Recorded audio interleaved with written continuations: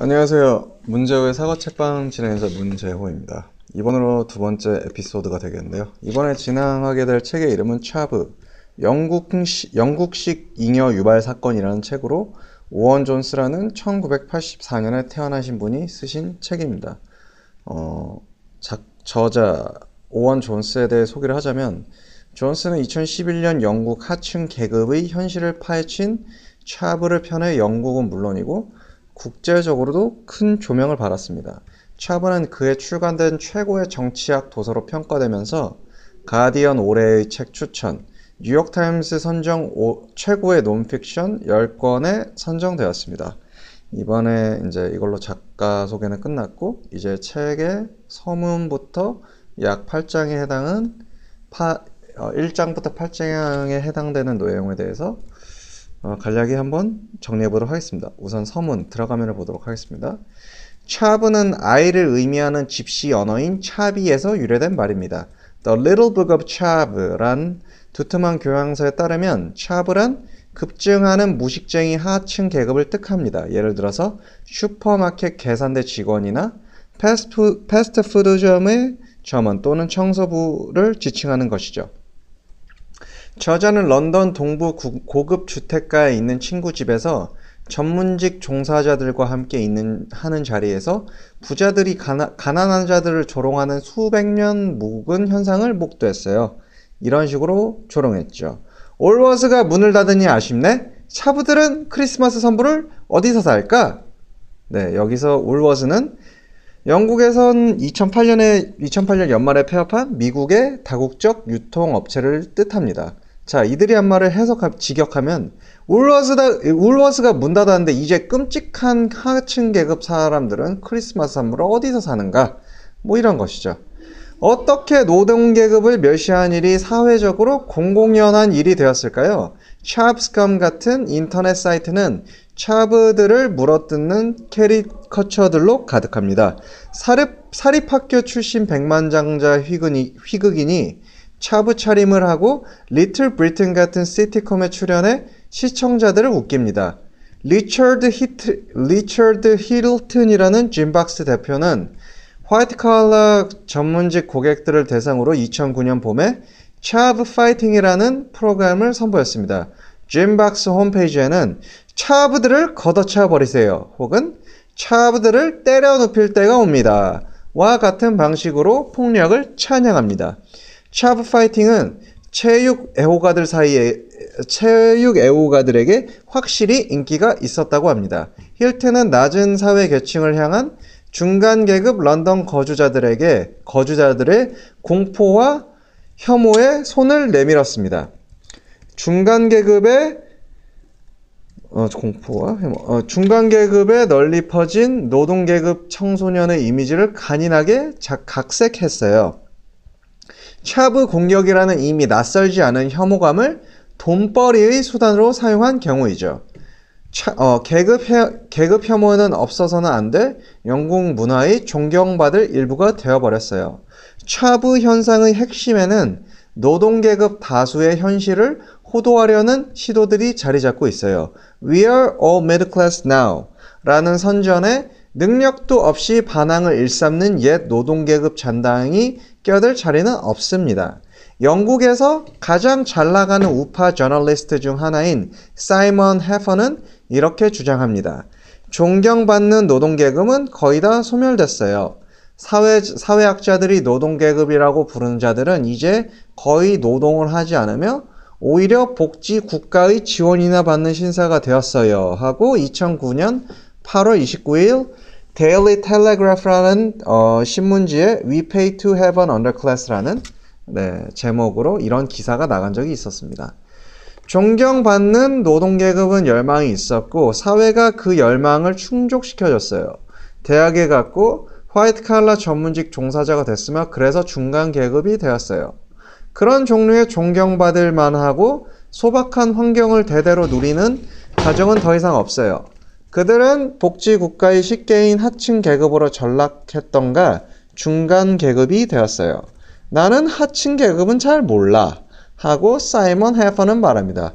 해퍼 시각에는 한편엔 중간 계급, 다른 한편에는 구제불능 쓰레기로 구성이 되어 있군요. 사회가 실제로 어떻게 구축되었는지 아무 상관없다고 합니다. 아니, 대체 그걸 왜 알아야 해? 하고 반문까지 합니다. 이런 견해를 쏟아내는 저널리스트들이란 자신들이 깎아내리는 사람들과 어떤 접촉도 하지 않습니다. 해퍼는 뼛속까지 중간계급 출신인 인물로 자기 아이들을 이튼스쿨에 보낸 분이에요. 하층 계급에 대해 잘 모르지만 물어뜯는 일을 그만두지는 않죠.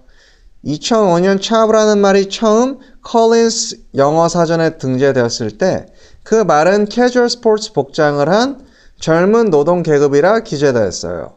그때부터 이 말의 의미가 확장이 되었죠.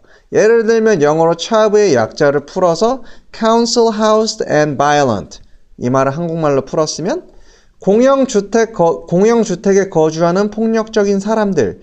최근 거론되는 차브란 단어는 폭력, 게으름, 청소년 임신, 인종주의, 주정 같은 노동계급의 부정적인 특징과 연결되어요. 가디언지의 조 윌리엄스가 쓴 대로 차브의 정통적인 것, 버버리 차름의 쓰레기를 전달하면서 대중적인 상상력을 사로잡았다면 현재 그 말은 proletariat 또는 가난하기 때문에 쓸모없는 인간 같은 폭넓은 의미를 가집니다. 차브는 종종 백인 노동계급을 가리키는 말로 취급되어요. 세처리즘 이후 노동계급이란 말은 터부시된 반면 white working class란 말은 21세기 초 들어와 점점 더 자주 쓰이고 있습니다. 백인 노동계급은 역사의 고개를 넘으며 길을 잃은 부족이 되었고 다문화주의에 의해 방향을 잃었으며 집단 이민이란 문화적 침략에 맞서 자신들의 정체성을 방어해야 한다는 강박관념에 휩싸인 집단이 되었어요. 이 책은 차브 혐오 현상이 이 사회의 뿌리 깊은 불평등의 산물임을 보여줄 것이에요. 평등이 답이다의 공동저자 리처드 윌킨스는 불평등이 확대됨에 따라 나타나는 핵심적 효과는 사회의 우월감이나 열등감이 늘어나는 것이다 라고 말했어요. 인류지리학자이자 불평등 전문가인 데니 더링 프로페서 또한 불평등이 이리 만연해진 것은 대부분의 세계에서 최근의 일이라고 언급했어요. 여러 세대에 걸쳐 최하층 사람들을 악마화하는 것은 불평등한 사회를 정당화하는 손쉬운 방법이었어요. 노동계급이 악마화된 뿌리에는 영국 계급 전쟁의 유산이 있어요. 마거릿 태처가 정권을 인수한 1979년은 영국 노동계급을 향한 전면 공격이 개시된 해였어요. 노동조합이나 공영주택은 붕괴되었고 노동계급 일터인 제조업에서 광산업까지 완전히 망가져 버렸어요. 그들의 공동체는 산산조각 났고 다시는 회복하지 못했어요. 연대와 집단적 열망 같은 노동계급의 가치는 개인주의에 밀려 휩쓸려 갔어요. 힘을 빼앗겨 더 이상 당당하지 못한 노동계급은 점점 더 조롱거리가 되었고 하찮은 희생양으로 전락했어요. 노동계급이 미디어나 정치의 세계에서 축출당했기 때문에 그들의 생각은 퍼져나가지 못했어요. 정치가들은 중간 계급을 확대하겠다는 약속을 좋아하고 열망이란 말은 개개인의 자기 성취를 의미하는 말로 재규정되었어요. 결국 사다리 기어올라 중간 계급이 되라는 말. 노동계급이 처한 공경은 열망의 부족으로 치부되어지기 십상이었지요. 이런 시각은 새로운 사회적 다르위니즘으로까지 치닫습니다. 가난한 사람들은 부자보다 평균 IQ가 낮아서 노동계급 가정 출신이 일반 대학 입학 시험에 합격할 가능성이 전문 직업인 가정 출신보다 훨씬 낮았어요. 2010년 총선 이후 100만 장자들에 의해 장악된 보수 정권은 지난 1920년대 이후 유례를 찾아보기 힘들 정도로 공격적인 예산 삭감을 주장하며 집권했어요. 2007년 이후 글로벌 경제 위기는 탐욕스럽고 무능한 금융 엘리트들로부터 촉발되었건만 그 대가는 노동계급이 치러야 하는 상황이었어요. 저자가 말하길 이 책의 목적은 노동계급의 악마화를 폭로하는 것이라고 합니다. 이 책의 목표는 차브 풍자가 만연하는 가운데 그 존재가 지워져 버린 다수 노동계급의 현실을 보여주는 것입니다. 계급 편견은 계급을 통해 깊게 분열된 사회의 본질적 면모예요. 우리가 짚고 넘어가야 할 것은 편견이 아닙니다. 주목해야 할 것은 편견이 유발되는 진원지이죠. 하고 자 여기까지 서문이 끝났습니다. 이제 1장을 보도록 하겠습니다. 1장의 타이틀은 세넌 매튜스의 이상한 경우입니다. 2007년 5월 매들렌 맥캔과 2008년 2월 세넌 매튜스의 실종 사건이 각각 발생했습니다. 두 사건은 매우 유사했어요. 둘 다 저항할 힘이 없는 어린 여자아이였고 흔적 없이 사라졌다는 점이 그렇습니다. 매들렌은 침대에서 잠자다 실종되었고 세넌은 수영 강좌 듣고 오던 중 사라졌어요. 두 경우 모두 사랑하는 딸의 장난감을 움켜쥐고 안전한 귀환을 호소하는 어머님들의 눈물겨운 모습이 텔레비전으로 방송되었습니다. 다른 점은 매들렌은 상류층이 휴가 보내는 포르투갈 알가르베 리조트에서 사라졌고 세넌은 웨스트 요크셔의 듀스베리, 듀스베리는 영국 북부 대표적인 낙후 지역입니다. 듀스베리 거리에서 실종되었다는 점이에요. 마들렌 실종 2주 후 영국 언론들은 마들렌을 위한 1148건의 기사를 쏟아내었어요. 아이를 부모 품에 돌아오게 해주는 대가로 260만 파운드라는 현상금이 제시되었어요. 한화로 따지면 한 52억 원 정도 되겠죠? 리처드 브랜슨, 조앤 롤링, 사먼 커웰 같은 저명 인사들도 기부에 참여했습니다. 실종된 아이는 곧장 친근한 이름이 되었어요. 이 아이의 실종이 매체의 엄청난 관심을 폭발시켰습니다. 집단 히스테리에 가까운 현상이 나타나기까지 했습니다. 반면 세넌 실종 2주 후 그 사건은 마들렌의 경우 비교하여 3분의 1 수준의 기사가 나갔습니다. 25,500 파운드라는 마들렌에 비해 비교적 미미한 액수 현상금이 책정되었어요. 순전히 돈으로 치자면 마들렌의 생명은 세넌보다 50배 많은 가치를 지닌 셈입니다. 왜 마들렌일까요? 어떤 뉴스 해설자들은 왜 하필 이 어린 여자아이에게 비극이 일어난지 정말 솔직히 되묻습니다. 이러한 관심과 무관심의 척도는 어린아이의 배경이었습니다.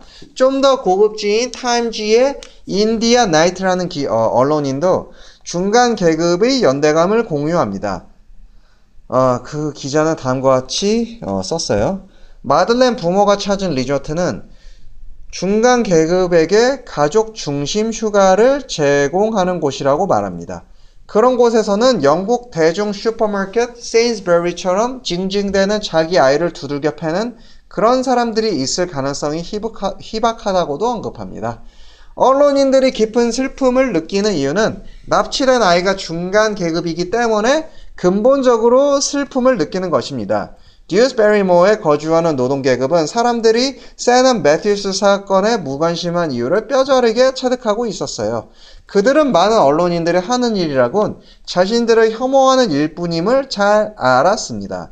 듀스베리모어 커뮤니티 지도자 줄리 부시비는 기자들을 호되게 질타합니다. 이곳 사람들의 90%는 이래요. 자기 지갑에서 돈 쓴단 말이죠. 마들렌 맥켄과 달리 세넌 매튜스는 4월 14일 생존한 채로 발견되었습니다. 괴짜 외톨이였으며 캐런 매튜스 동거인의 삼촌이 아이를 채 갔던 것이지요. 아이는 지붕 대불보에 묶여 큰 소리 못 내도록 약까지 먹여진 상태로 발견되었어요. 집중 포함하신 것은 캐런 매튜스와 그녀로 대표되는 계급이었어요. 싱싱한 정치적 득점의 기회가 찾아왔어요. 영국 보수 언론인 멜라니 필립스는 그 사건 덕분에 우리 대부분이 영위하는 삶은 물론이거니와 우리가 당연시하는 태도 그리고 사회적 합의와도 멀리 동떨어진 하층 계급의 존재가 드러났다. 제대로 된 아버지들이 워낙 적고 어떤 아이라도 왕따를 감수하며 남자 아이들은 아무 생각 없이 두 서너 여자아이들을 임신시키는 곳이 그들의 공동체라고 2008년 3월 Daily Mail 신문에서 Why Shannon is one more victim of the folly of lifestyle choice라는 기사를 통해 주장했어요. 자신의 딸이 발견된 지 3주 후 캐런 매튜스는 5만 파운드에 이르는 현상금을 챙기기 위해 9살 난 자기 딸을 납치하는 전대미문 범죄를 저질러서 체포되었습니다. 캐런이 동거인 및 그의 삼촌과 공모하여 저질른 범죄라고 하네요. 이 사건은 현대 영국의 계급 및 편견의 세계를 밝혀줄 조명탄처럼 타올랐어요. 이 사건이 지닌 상상을 초월한 끔찍함의 미디어가 달려드는 것은 당연했습니다. 그런데 이 사건은 전체 미디어 관계자와 정치가들 사이에서 단지 한 개인과 공모자들이 저지른 범죄로 치부될 사건이 아니었어요. 이 사건은 하층 계급을 향한 많은 선입관들이 확연시켜 주었다고 한 지역신문을 기고했습니다. 그것은 마치 비슷한 배경을 지닌 사람이면 누구든 그녀와 함께 하역장에 쳐넣는 것과 같은 것이었지요. 영국 대중지 더 선은 듀스 베리모어를 무시무시한 내전이 일어난 진앙지며 그 도시 대부분이 파괴되어 약 25만 명의 사람들이 죽은 베이루트와 같은 곳이라고 헤드라인을 달았습니다. 게다가 다음과 같은 식으로 황색 언론을 구현했어요. 언론의 듀스 베리모어에 도착했을 때 사람들은 파자마 차림으로 가게에 들어가서 정오까지 죽치고 있었어. 빗속을 뚫고 말이죠. 라는 식으로 썼습니다. 지역사회가 그녀를 찾기 위해 자진해서 모여들었다는 사실을 언급하지 않았어요. 한정된 자원을 가지고 공동의 대의로 모인 잘 조직된 노동계급 커뮤니티는 세넌 매튜스 스토리의 어느 한 부분도 차지하지 못했습니다. 캐런 매튜스에 대해 히스테리에 가까운 반응이 이어질 무렵 영국 일간지 데일리 스타의 컬럼니스트 저머시 말하길 이 나라에는 특권을 가지지 못한 사람들을 공격하는 못된 유행이 횡행하고 있다. 난 그게 정말 싫다. 그 사건을 노동계급을 향한 비열한 공격에 이용된 짓을 그만둬야 한다고 고백했으나 그의 목소리는 외로울 뿐이었습니다. 세넌 매튜스 사건은 무책임하고 제멋대로인데다 언급할 가치조차 없다라는 차부에 대한 인상을 강화하기 위해 하나의 개별 사건을 이용해 먹은 아주 강렬한 경우입니다. 기자들은 영국 노동계급 잔재들을 매도할 끔찍한 스토리를 찾아내려고 경쟁이라도 하는 것처럼 보였습니다. 가디언 컬럼니스트 폴리 토인비는 다음과 같이 지적했습니다. 그들을 찾을 수 있는 가장 낙후된 지역에서 가장 나쁜 사례를 캐내려고 한다. 그들은 카메라를 가능한 한 가장 열악하고 무능한 실직자 가정에 들이대고 이것이 노동계급의 삶이라고 말합니다. 핵심은 그런 사람들은 아주 소수여서 노동계급을 대표하지 못합니다. 이런 사람들을 가난한 환경의 전형적인 사례로 제시함으로써 그 숫자가 엄청나게 부풀려진 것일 뿐입니다. 세넌 매튜스 사건에 대한 미디어 조작 자체가 가장 우려스러운 것이 아닙니다. 뭔가 시류를 탄다 싶으면 올라타고 보는 정치인들이 더 문제인 것입니다. 1990년 토니 블레어 이후에 영국 노동당인 뉴 레이버 지도부와 보수당은 복지 혜택을 받는 사람들의 수를 급격히 줄이기로 결정했습니다. 미디어는 노동계급이 거주하는 지역사회를 무책임하고 일하기 싫어하며 비도덕적인 데다 더럽고 성적으로 방탕하며 심지어 짐승 같은 사람들로 가득한 무직사회로 깎아내리는 데 일조합니다. 데일리 메일 같은 보수기관지는 캐런 매튜스가 무직이라는 이유로 복지제도를 공격합니다. 미러 뉴스지의 케빈 맥과이어는 엉터리 기자들의 출신 배경과 듀스 베리모어 같은 사회를 보도하는 방식 사이에는 깊은 연관이 있을 것이라고 확신합니다. 케빈은 한 줌도 안 되는 노동계급 출신의 수석 기자 중 하나입니다. 아마 듀스 베리모어 같은 곳에서 자란 사람이 뉴스를 쓰거나 방송하는 것을 보기란 하늘의 별 따기일 것입니다. 최상위 100명의 기자들 중 절반은 사립학교 출신이며 그 숫자는 20년 전보다 2배나 많아졌습니다. 정반대로 영국 어린이 16명 가운데 오직 1명만이 이런 사립학교에 진학합니다. 사립학교 진학 가능성은 전 영국 어린이를 대상으로 하면 16분의 1, 약 6% 남짓 되는 것입니다. 100명 중 1명, 100명 중 6명이 사립학교에 진학하는데 최상위 기자 100명 기자들 중 50명이 사립학교 출신인 것입니다. 노동계급 출신들이 신문사나 방송사에 자리를 잡는 것은 현실적으로 점점 더 어려워지고 있습니다. 기자가 되고 싶은 사람들은 적어도 하나 이상 학위를 따야 하는데 그 수업료를 스스로 감당해야 합니다. 신참 시절 끔찍하게 낮은 급료를 받는 직업의 특성상 그것은 엄청난 부담이죠. 부모님 지원 역량 없이는 그걸 할 수 있는 사람은 없습니다. 결국 언론사로 유입되는 사람들의 성향이 극적으로 변화될 수밖에 없지요. 문제는 단지 언론계의 노동계급 출신이 부족하다는 것이 아니에요. 대부분의 신문들이 노조의 힘이 급격하게 떨어짐에 따라 이미 있던 노동전담 기자들을 없앴어요. 전국에 걸쳐 보통 사람들의 삶을 취재하던 지방자치단체의 기자들마저도 사라져버렸습니다. 보통 사람들의 삶이 언론에서 깨끗이 사라지자 사실상 캐런 매튜스 사건 같은 극단적인 보도만이 노동계급의 삶을 독차지하게 된 것이죠. 미러 뉴스지 케빈 맥과이어가 말하길 하원은 대표성을 상실했어. 전체 사회를 반영하지 못해. 그곳은 변호사, 정치적 언론인, 여러 전문 직업인, 특히 교수들로 넘쳐납니다. 반면 콜센터 직원이나 공장 노동자, 의회 공무원 같은 사람들은 거의 없어 라고 말합니다. 보수당 의원 5 중 3은 사립학교 출신이라고 합니다. 노동당의 경우 공장이나 탄광 노동자 출신이 정통적으로 포함되었어요. 그런데 그 시절은 이제 다 지났습니다. 그런 배경 가진 의원들은 소수이며 그마저도 점점 줄고 있습니다. 5% 정도 의원이 노동자 출신이고 그 숫자는 1987년 이래 반으로 줄어들었습니다.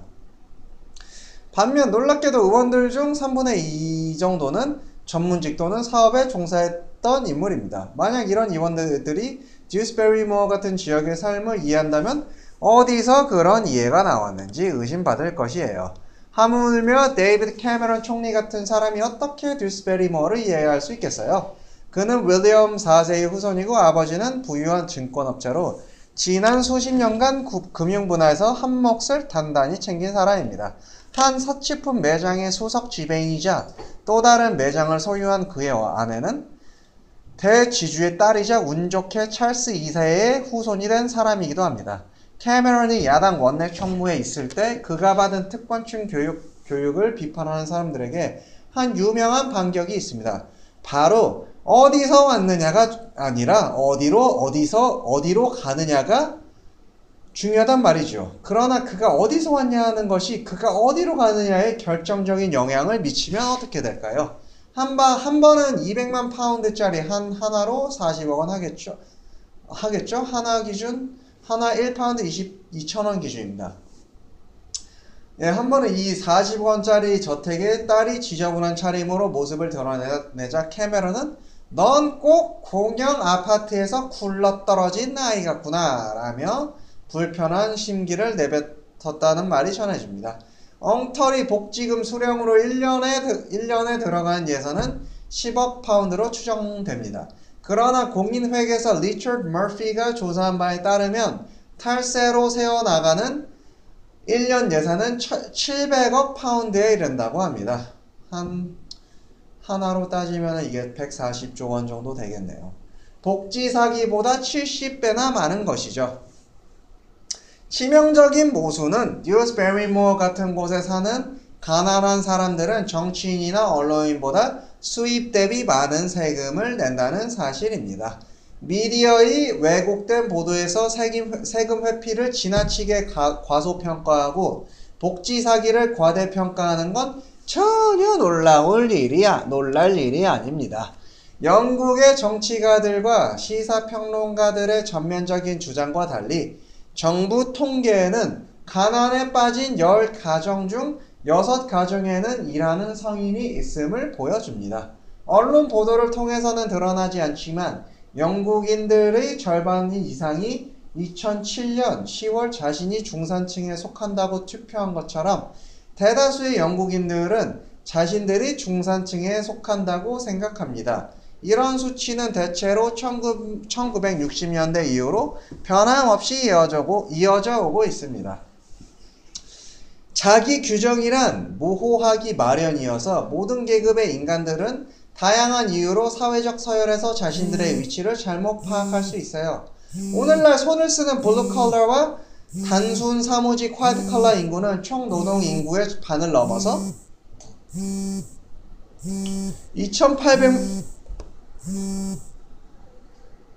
2,800만 이상에 이르렀습니다. 영국은 비서와 상점 점원, 단순 관리직의 나라입니다. 이 다수의 삶은 언론과 정계에서 철저하게 무시됩니다. 차부 우화에도 한 줌의 진실은 들어있어요. 나라 전체를 통해 많은 노동계급 사회가 높은 실업률로 고통을 겪고 있습니다. 그들 사회는 상대적으로 많은 수혜를 누리고 있으며 범죄율 또한 높습니다.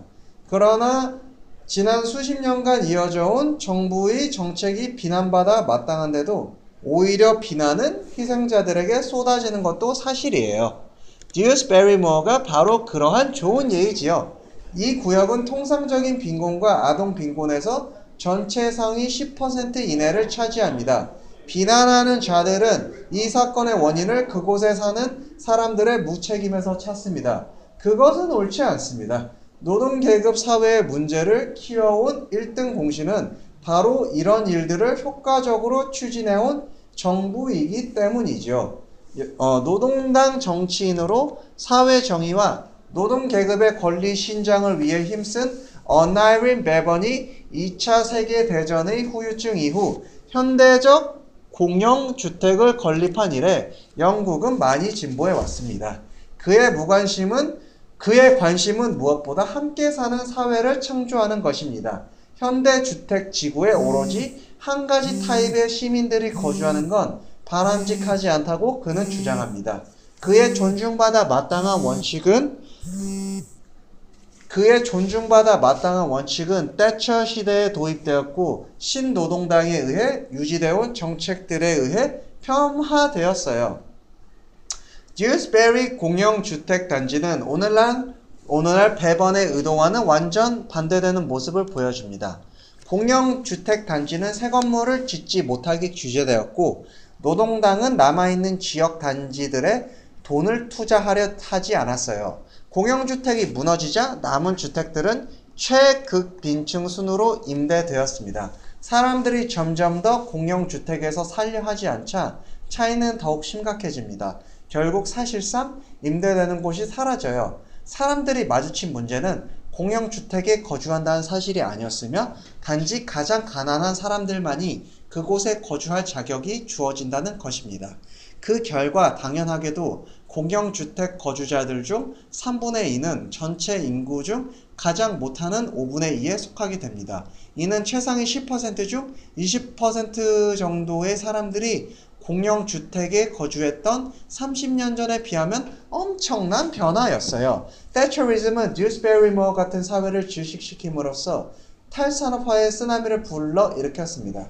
제조업 일자리는 지난 30년간 완전히 붕괴되었어요. 1979년 태처가 집권할 무렵 700만 명 이상이 제조업으로 먹고 살았어요. 그런데 지난 30년간 그 수는 반 이상 줄어들어서 지금은 283만 명이 제조업에 종사합니다. 공장들이 임금이 싼 개도국으로 이전한 것도 무시하지 못합니다. 듀스베리 모어가 한때 번성한 섬유산업의 고향이었지만 지난 30년간 관련 일자리가 다 사라졌습니다. 사람들은 대형 슈퍼마켓에 의존합니다.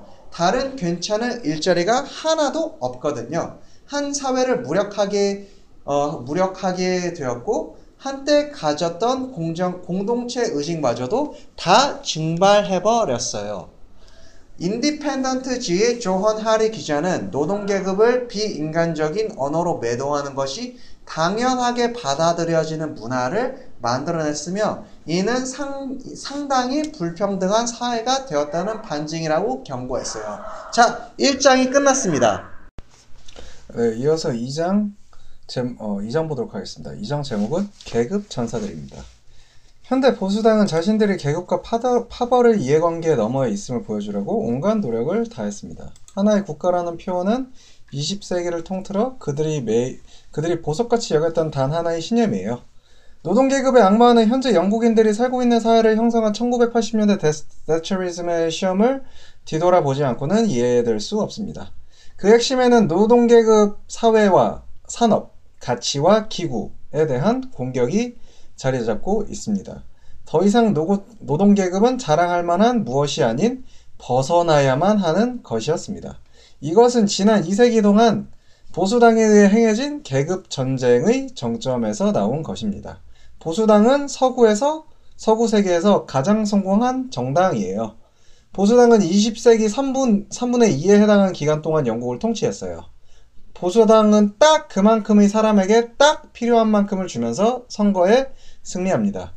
보수당은 언제나 사회적 조직으로서의 노동계급의 힘을 약화시키려 했어요. 하지만 그들은 동시에 아주 교묘한 방법을 동원하여 개인으로서의 노동계급을 회유하여 선거에서 이기는 방법을 알고 있었어요. 다음과 같은 세 가지 방법을 사용했지요. 첫 번째, 보수적인 목표 달성을 위해 수립된 온순한 사회개혁을 제시했습니다. 19세기 말 벤저민 디즈레일리 정부는 최대 노동시간을 10시간으로 단축하고 어린이들의 종일노동을 금하는 등의 진보적인 정책을 도입했습니다. 그에게서는 이런 정책들이 노동계급의 지속적인 지지를 얻고 유지하는 데 도움이 된다는 것이었어요. 실제로 어떤 노동조합 지지자들은 이 기간 동안 보수당보다 자유주의자들을 더 싫어했습니다. 두 번째, 포퓰리즘을 이용했어요. 19세기 말부터 아일랜드인과 유대인 이민에 대한 국민들의 반발을 이용하여 1904년 급기야 엄격한 외국인법을 도입했습니다. 이민에 대한 단호한 조치는 보수당의 선거 공약에서 주된 약속이 되었어요. 셋째, 노동계급의 정체성을 약화시키는 사회적 열망을 강조했습니다. 최상층에는 약속의 자리가 남아있으며 사회적 사다리에 다가설수록 당신의 운명은 더 나아질 수 있다고 그들을 유혹했습니다. 강력한 중간 계급 없는 지역에서 이런 회유가 잘 안 먹혀 드러나 견고한 중간 계급이 있는 지역의 노동계급 출신들은 언제나 보수당을 지지하는 경향이 있어요. 자, 이번엔 마가렛 thatcher에 대해서 한번 알아보도록 하겠습니다. 마가렛 thatcher는 식료품집 딸로 보통 묘사하는데 중간 계급에 더 가까웠습니다. 랭컨셔 주 그랜섬 마을 상점가에서 자란 그녀의 아버지는 자수성가와 경영, 집단 행동에 대한 뿌리 깊은 적대감 등을 thatcher 마음속 깊숙이 집숙시켰습니다. 전기 작가 후고 영은 thatcher가 노동조합 운동은 물론 노동계급 사람들과도 거의 접촉하지 않았다고 기록합니다. 노동조합은 무조건 금지돼야 한다고 믿는 데니스 thatcher와 결혼했을 때 그녀의 태도는 더욱 확고하게 굳어졌지요. thatcher 첫 내각 구성으로 장관의 88%가 사립학교 출신, 71%가 회사 경영자들, 14%가 거대 지주였어요. 1979년 총선 승리 후 불과 몇 달 만에 그녀는 단호하게 계급을 없애버리려고 했어요. 사회 같은 것은 없어. 개별적인 남자, 여자, 가족이 있을 뿐. 이런 주장으로 말이죠. thatcher는 사회계급을 없앨 마음이 추호도 없었습니다. 단지 모두가 사회계급에 속한다는 사실을 우리에게 감추고 싶어 했던 것이지요. thatcherism은 영국 역사상 가장 공격적인 계급 전쟁을 수행했습니다. 노동조합을 두들겨 쓰러뜨렸고 부유층의 세금 부담을 노동계급과 빈곤층에게 전가했으며 기업을 정부의 규제에서 풀어줬습니다. 계급 전쟁 핵심은 노동계급의 가치와 조직, 전통적 산업을 허물어뜨리려는 일치된 의도가 숨겨 있어요. 핵심은 사회에서 정치, 경제적 힘으로 존재하는 노동계급을 지워버리고 그것을 개인들 또는 기업들의 집합으로 대체하며 각자의 이익을 위해 서로 투쟁토록 하는 것입니다. 계급으로서의 계급은 제거된 반면 실제에서의 계급은 강화되었던 것이지요. thatcher의 철권 통치가 직면한 첫 번째 상대는 1980년 철강 노동자들로 그들은 13주간 이끌어온 파업 전쟁에서 패합했으며 그 대가로 수천 개의 일자리를 내놓아야 했습니다. 3년 후 스톡포트 메신저지 앞에서 피켓 시위를 벌이던 파업 노동자들은 3,000명의 기동 경찰에 의해 체포되어 인근 들판에서 얻어맞았습니다. 그들의 노조였던 국가사무노조는 정부로부터 재산을 압류당했어요. 노조와 노동당은 대책 없이 분열돼 있었습니다. 정부는 적진의 허약함을 알고 있었고 감히 싸우려는 노동자들을 제거해버렸습니다. 하지만 그 모든 법들을 동원한 각계 전투조차 대처의 또 다른 무기, 끊임없이 늘어나는 실업자 앞에서 속수무책이었습니다. 1979년 노동당 정권 하에서 실업자가 100만 명에 이르자 보수당은 광고 대행사를 통해 노동당은 일하지 않는다라는 유명한 포스터를 제작하며 난리 법석을 떨었습니다. 그런데 정작 대처 정부 하에서의 실업자 수는 400만까지 치솟은 것으로 추산됩니다.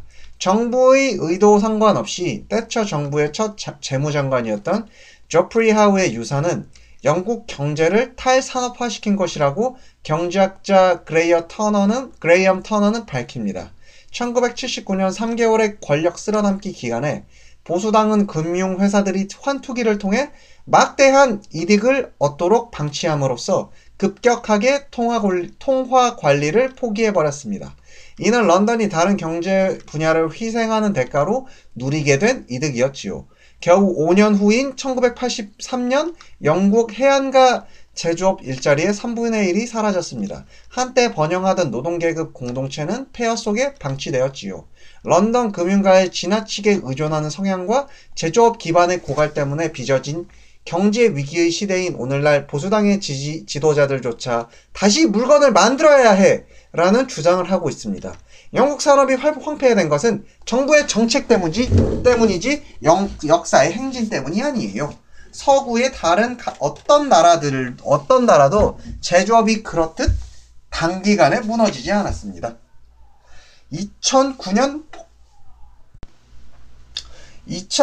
폭발한 금융위기에 대응했던 방식을 한번 되돌아봅시다. 1980년 대처리즘이 제조업이 피투성이가 되어 죽어가도록 내버려둔 반면 신노동당 정부는 은행에 세금 수백 파운드를 쏟아부었어요. 그들은 은행은 너무 커서 망할 수 없어! 같은 주장을 펴니다. 앞에 나왔던 경제학자 그레이엄 터너는 다음과 같이 말했어요. 같은 이야기를 제조업에 대해서도 할 수 있었어요. 세계는 결국 회복되었고 만약 제조업을 더 지원했다면 그렇게 많은 일자리를 잃지는 않았을 겁니다. 라고 말이죠. 광부들은 20세기 통틀어 영국 노동운동의 선봉이었습니다. 영국에서 단 한 번 있었던 1926년 총파업은 광부들의 찬성으로 실행되었어요. 1970년대가 보여주었듯이 그들이 에너지 공급을 차단함으로써 단독으로 나라 전체를 멈추게 할 수 있는 능력을 보유하고 있었습니다. 그런데 1984년 대처 정부가 탄광 폐쇄 프로그램을 발표합니다. 이렇듯 긴밀하게 조직된 공동체가 멸종의 위기에 직면하게 됩니다. 자발적인 파업이 요크셔 석탄지대에서 발생하였고 전 지역으로 곧 확대되었어요. 1984년 7월 18일 6,000명이 넘는 광부들이 사우스 요크셔의 오그리브 광산을 봉쇄하려고 시도했고 이것은 오그리브의 전투라고 광부들의 가장 치열한 전쟁을 대표했습니다. 광부들의 파업은 1985년 3월 3일 1년간의 거대한 투쟁 끝에 막을 내립니다. 다른 노조들과 지도부들은 광부들을 지원하지 않았습니다. 그들에겐 전국적인 투표망이 없었기 때문이죠. 광부들은 나라에서 가장 강력하게 조직된 세력이었어요. 그런 그들이 패배했는데 다른 무슨 희망이 있겠어요? 오늘날 영국에서 광업은 사실상 사라져버렸습니다. 광부 파업은 노동계급의 마지막 기회였어요. 광부들 파업 패배 여파는 탄광 마을까지 밀려 들어갔으며 지지부진한 퇴락을 맞이하게 됩니다. 사람들은 옛날 노동계급이 더 이상 힘도 강한 영향력도 가지지 못한다고 생각했어요. 더 이상 노동계급임을 기념할 만한 아무것도 남지 않은 것처럼 보입니다. 대처리즘은 대안을 약속해요. 노동계급과 작별하고 번영의 중간 계급 시대를 맞이하자는 것이지요. 이에 동참하지 못한 사람들은 새로운 잉글랜드에서 설 자리를 잃을 지경이었습니다.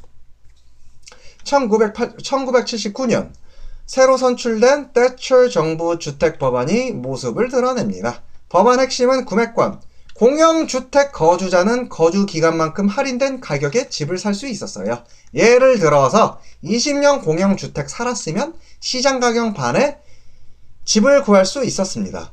100% 주택담보대출도 제공되었습니다. 대처리즘은 성공이 소유에 따라 측정된다는 새로운 문화를 촉진시켰어요.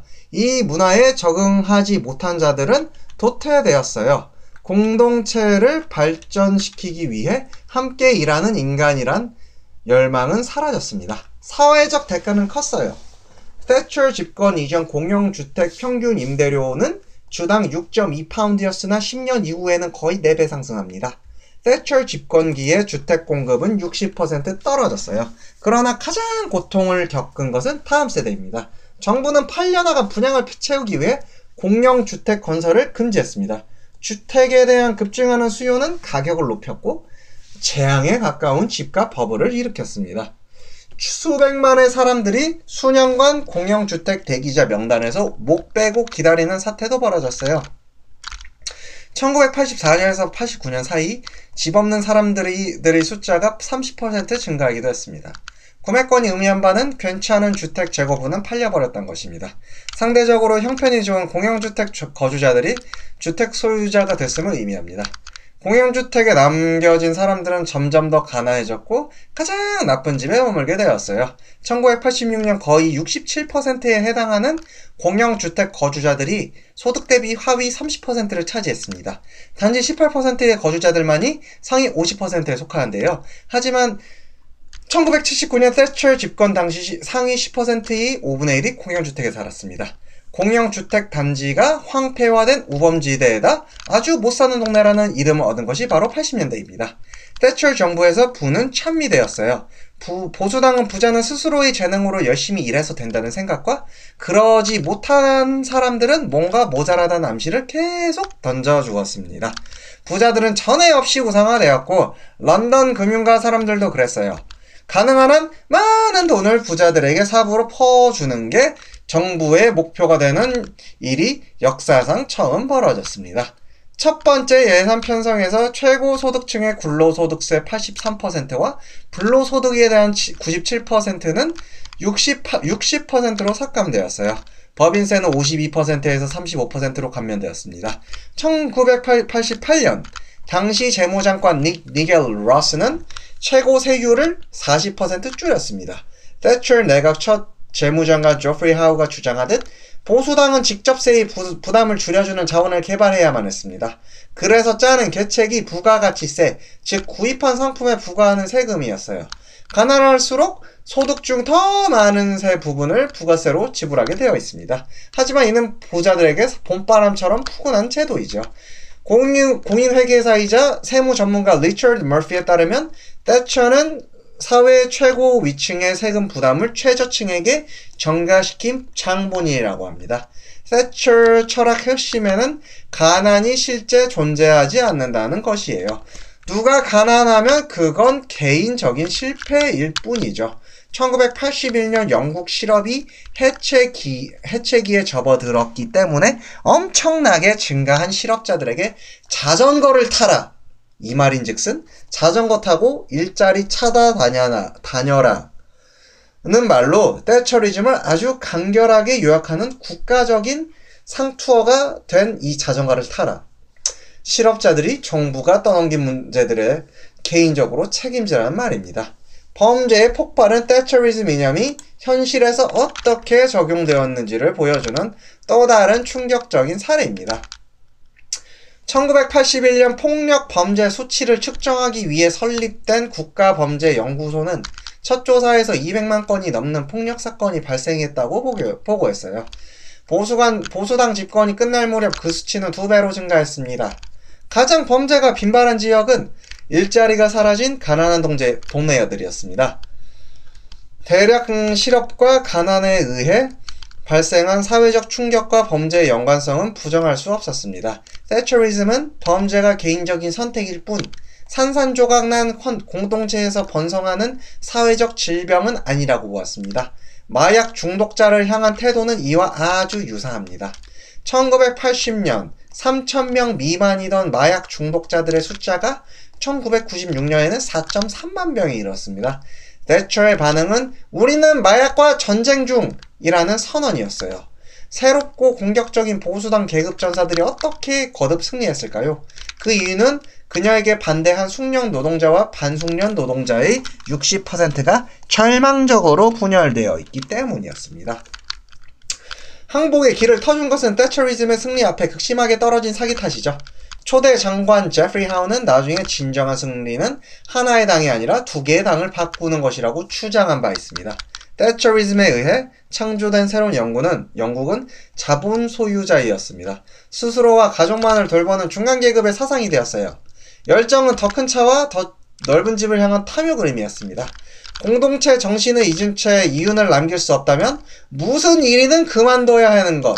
그것이 이른바 대처리즘의 정신이었습니다. 2장이 끝났습니다. 3장으로 넘어가겠습니다. 3장의 타이틀은 정치인 vs 차브입니다. 보수당 데이비드 캐머런 당수는 2008년 당시 보수당 후보를 지원하기 위해 글래스고 이스트에 진군했을 때 현장에서 사실에 근거한 적절한 관찰 사례 여럿을 접했습니다. 나라 평균 2배나 많은 실업자들, 도시 아이들 중 절반 이상이 가난했고 글래스고 커튼 지역의 기대 수명은 54세로 런던의 켄싱턴이나 첼시 지역보다 30년 이상 낮았습니다. 심지어 이스라엘 가자 지구보다도 낮았어요. 캐머런은 보수당의 정책으로 빚어진 상처를 인정하지 않는 대신 중간 계급 편견을 강화하는 데 더 관심을 쏟았습니다. 사회적 문제란 많은 경우 사람들이 선택한 결과라고 언급했습니다. 대처리즘이 존중해 마지 않던 정서에 기꺼이 다가갔습니다. 글래스고 노동계급은 캐머런이 가볍게 일축해버린 외부 요인, 산업의 몰락에 의해 고통받아 왔습니다. 보수당 지도자는 사라진 일자리에 대해 민중이 책임지라 요구했습니다. 반면 캐머런의 아버지는 증권거래인, 할아버지도 증권거래인, 증조 할아버지도 증권거래인이었어요. 캐머런은 11살 이른 나이에 콩코드 비행기를 타고 석유 재벌 존 폴 게리의 손자 피터 게리 생일 파티에 가서 가정교사에게 덤페리뇽 69년산을 치켜들고 건강하세요 선생님 하셨던 분이에요. 타락한 노동계급 사회의 이미지를 만들어내기 위해 보수당 사람들은 노골적으로 잘못된 정보를 인용하기도 합니다. 2010년 발간된 선전책자에서 보수당은 가장 낙후된 지역의 18세 미만 임신 확률이 54%인 데 반해 가장 괜찮은 지역은 19%라고 했어요.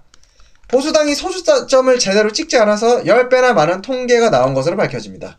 이런 엄청난 잘못이 단순한 실수에서 비롯된 것은 분명합니다. 하지만 언론에 내보내기 전에 몇 번씩 문건을 체크하면서도 이런 괴상한 숫자에 전혀 놀라지 않았다는 것은 낙후된 사회에 대해 보수당의 편향된 시각을 단적으로 보여주는 예입니다.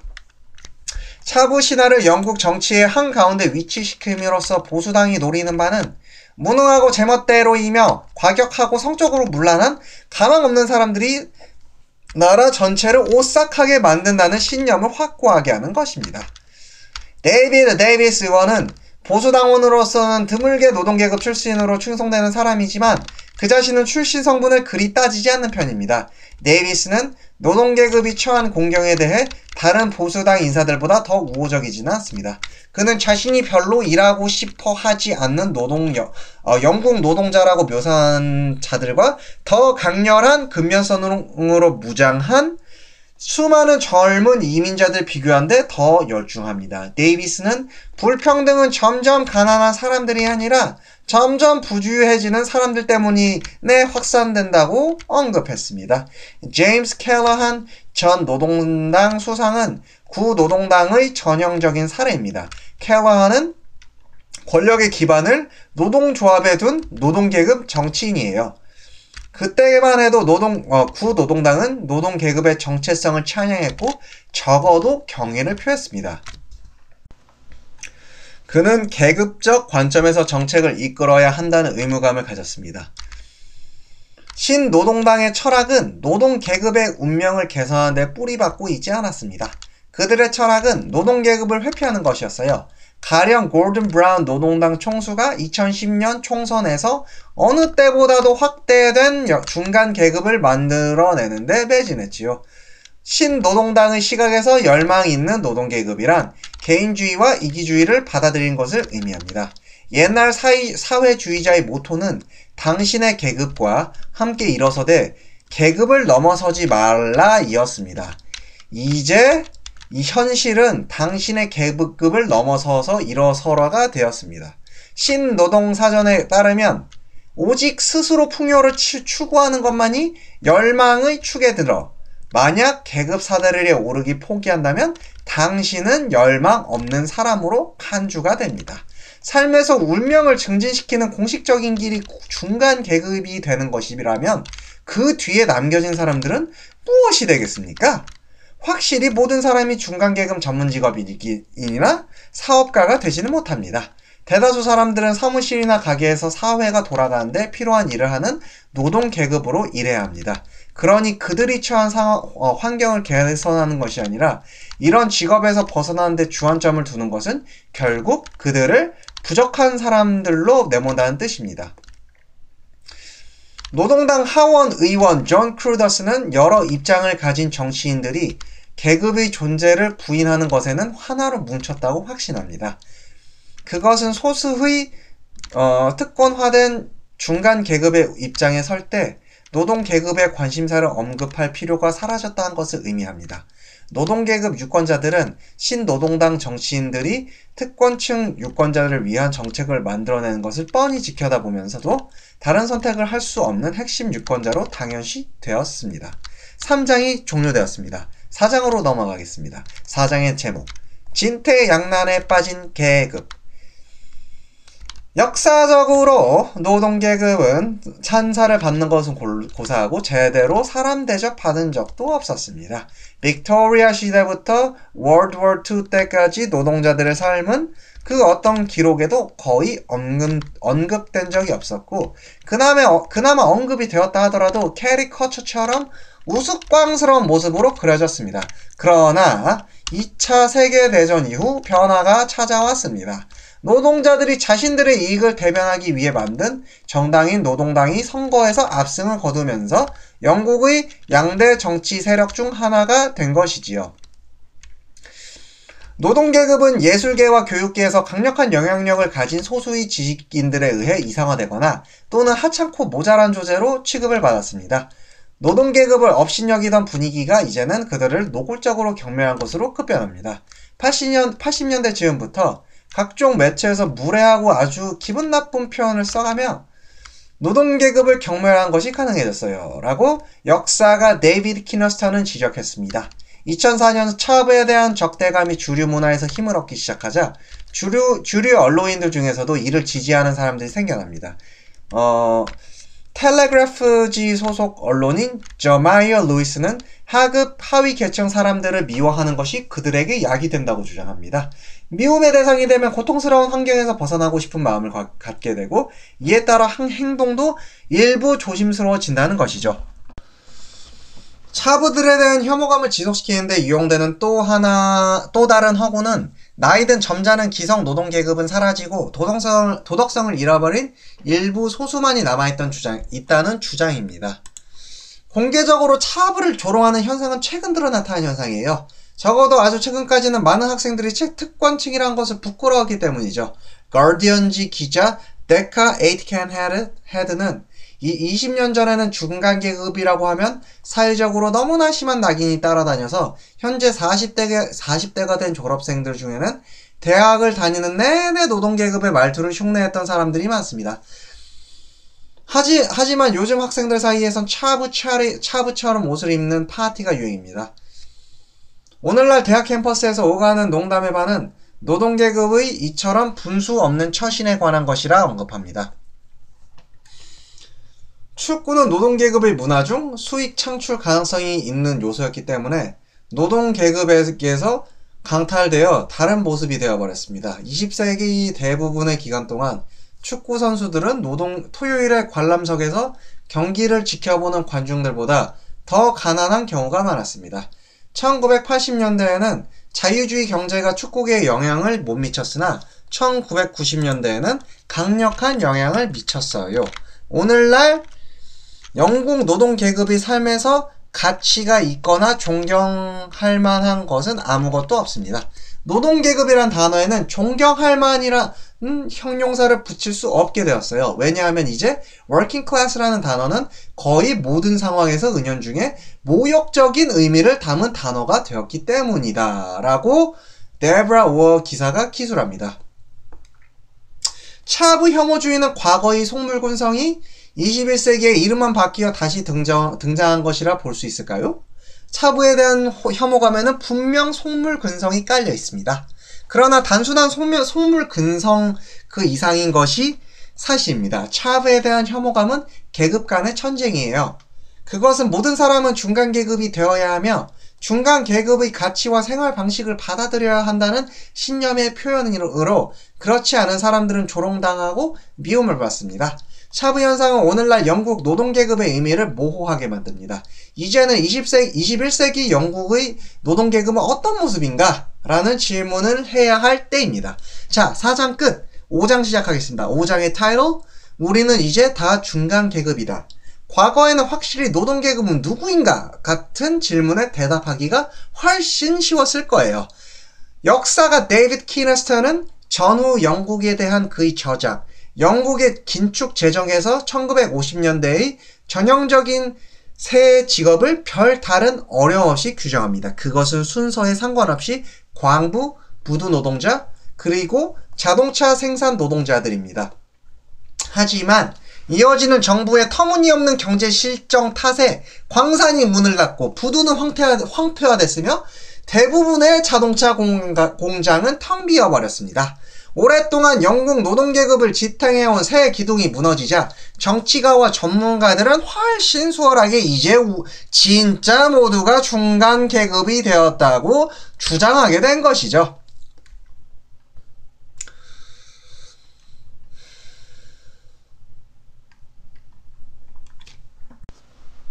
(1997년) 신노동당이 압승을 거두었을 때 제조업은 영국 경제 5분의 1 이상을 차지하고 있었는데 2007년 토니 블레어가 자리에서 물러날 때는 고작 12%에 불과했습니다. 1979년으로 거슬러 올라가면 700만 명에 육박하는 사람들이 공장에서 일했지만 오늘날 그 수는 250만 명을 조금 상회할 뿐입니다. 앞선 보수당 정부와 마찬가지로 가디언지 경제 전문 에디터 레리 엘리엇은 신노동당은 고환율 정책을 폈고 결국 영국산 제품들의 해외 경쟁력은 하락했다라고 언급합니다. 예전에는 전체 노동계급 사회가 하나의 공장이나 제강소, 탄광 등을 중성으로 형성되어 있었어요. 그들의 할아버지들 역시 같은 곳에서 그들과 같은 일을 했을 가능성이 높았습니다. 하지만 산업체들이 사라지자 그로 인해 유지되던 커뮤니티는 산산조각이 나버렸습니다. 노동계급은 같은 시간에 집을 나서고 같은 공장으로 향하며 같은 방식으로 서로 친교를 나누는 한 무리의 사내들이 더 이상 아닙니다. 노동계급은 노동력을 파는 것 외에 다른 생계수단이 없는 사람들이다 라고 칼 마르크스는 정의합니다. 노동계급이란 자신의 삶을 영위하기 위해서 타인의 일을 해야 하는 사람들의 집단을 일컫는 것입니다. 추가해야 할 중요한 사실은 단지 노동력을 팔 뿐 아니라 본인의 노동에 대한 통제권과 자율성을 상실한 이들이 이들이 바로 노동계급입니다. 대학 교수나 전원 모두 생계를 위해 일합니다. 하지만 교수는 그가 매일 하는 활동에 대해 상당한 재량권을 행사할 수 있는 반면 점원은 그렇지 못합니다. 반면 상점에서 일하는 노동자 업무는 세세히 규정되어 있고 변화의 여지가 별로 없는 단조로운 것이며 반드시 구체적인 지침을 따라야만 합니다. 통계를 보면 대다수 노동계급의 사정이 어떤지 알 수가 있습니다. 영국인들 중 800만 명 이상이 여전히 육체노동에 종사합니다.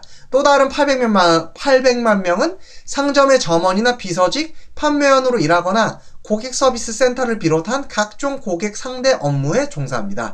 합하면 전체 노동력의 절반을 넘습니다. 공공 및 상업 서비스 노동조합, 영어로 Public and Commercial Service Union. 자, 이거를 약자로는 PCS. 이 PCS의 지도자 마틴 서와트는 다음과 같이 말합니다. 지금은 내가 잘할 때와 같은 철강 노동자나 탄광 노동자들은 존재하지 않아요. 하지만 새로운 산업에서 우리는 예전보다 심하다고 할 수는 없을지라도 거기에 맞먹는 노동자 착취를 목격할 수 있습니다. 라고 언급합니다. 영국에서 소매업은 두 번째로 큰 산업이며 거의 300만 명이 달하는 사람들이 영국의 각종 상점에서 일하고 있습니다. 이는 전체 노동자의 10%가 넘는 수치로 1980년 이래 3배나 증가한 것입니다. 상점에서 일하는 것은 과거에는 매우 품위 있는 직업으로 여겨졌으며 주로 중간 계급 여성들이 종사했습니다. 그러나 지금은 180도 달라졌어요. 구산업 중심지에서 슈퍼마켓은 예전에 공장에서 일했던 또는 예전과 같은 상황이라면 공장에서 일했을 인력들을 빨아들였습니다. 그 이유는 딱히 다른 일자리가 없기 때문이었죠. 거의 100만 명에 이르는 사람들이 콜센터에서 일하며 그 수는 해마다 늘고 있습니다. 이는 1940년대 석탄 산업의 절정기에 약 100만 명에 달하는 노동자가 탄광으로 내려간 것과 비슷합니다. 광부들이 전후 영국 산업을 상징하는 아이콘이라면 오늘날은 콜센터 상담원만큼 노동계급을 제대로 대표할 만한 존재가 없습니다. 콜센터에서 서로 이야기를 나누거나 경험을 공유하는 일 따위는 금지되어 있어요. 그곳은 노동자가 자율성을 상실된 일터의 극단적인 모습입니다. 인간성이 말살되고 급여도 형편이 없어요. 수련 과정 노동자 급여는 12,500파운드, 최상급 5%일 경우에도 평균 16,000파운드가 고작입니다. 비정규직과 파트타임 노동자 수는 지난 30년간 1년 정부들이 유연한 일자리를 만들으라 분투한 결과 크게 증가했습니다. 이제는 고용주가 노동자를 자기들 마음대로 고용하거나 해고하는 일을 훨씬 더 쉽게 또 적은 돈을 들이고 할 수 있게 되었고 동시에 안정적인 정규직 일자리들은 서서히 사라졌습니다. 그 결과 영국에는 150만 명에 달하는 비정규직 노동자를 생겨났어요. 임시직들은 그 자리에서 고용되거나 해고될 수 있으며 같은 일을 하고도 훨씬 적은 대가를 받습니다. 유급, 휴가, 퇴직수당 등과 같은 권리를 인정받지 못합니다. 한국과 거의 비슷한 것 같네요. 임시직들 처우는요. 고용 불안 그리고 터무니없는 계약 조건과 노동 환경으로 고통받는 것은 파견 노동자나 비정규직뿐만이 아닙니다. 정규직 노동자들도 자신들보다 훨씬 싼 값에 부릴 수 있는 이들과의 경쟁에 내몰립니다.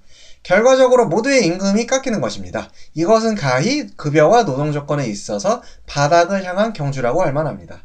2008년 자료에 따르면 모든 서비스 분야 노동자들의 절반가량이 연간 2만 파운드 이하의 급여를 받았습니다. 하지만 제조업 분야의 경우 평균 임금은 연간 2만 4천 파운드로 약 4분의 1가량 많습니다. 2005년 롱브리지 자동차 제조 공장인 MG 로버가 파산했을 때 6,300개 일자리가 사라졌어요. 공장을 떠난 이들이 새로 얻은 일자리에서 받은 평균 소득은 고작 19,000파운드로 그들이 로버에서 받던 25,000파운드와 비교하면 5분의 1이 깎인 셈입니다. 다른 공장 일자리를 구한 운 좋은 이는 임금 수준이 전과 비슷해요. 하지만 서비스 분야에서 일하게 된 60%는 소득이 현저하게 줄어들었습니다. 신경제학 재단 New Economics Foundation의 아일리스 롤러 표현을 빌리자면 숙련된 일자리가 사라진 결과 중간 지대도 사라졌어요. 노동시장의 양극화 현상을 볼 수 있었습니다. 상대적으로 보수가 좋은 제조업 일자리들이 보수가 훨씬 형편없는 서비스 분야 직종으로 대체되고 있는 거죠 라고 알리스는 말했어요. 다른 사람들은 이 상황을 모래시계 경제라고 부릅니다. 한 끝에는 보수가 높은 고임금 일자리들이 자리 잡고 있고 다른 끝에는 점점 더 수가 불어나는 저임금 비숙련 일자리들이 존재하는 것입니다. 하지만 그 사이를 메우는 중간 일자리들은 계속해서 줄어들고 있어요. 오늘날도 노동조합은 가장 큰 시민사회 조직의 하나로 남아있지만 조합원 수는 급격히 감소해 1979년에는 1300만 명이던 것이 오늘날에는 700만 명을 조금 상회해요. 더욱이 공공부문 노동자들의 경우 절반 이상이 노동조합원인데 반해 민간 부문은 15%만이 노동조합에 가입했다는 점은 이러한 감소세를 극명하게 보여주고 있습니다. 새로운 서비스 분야 일자리들은 노동조합 무풍지대에 놓여 있어요.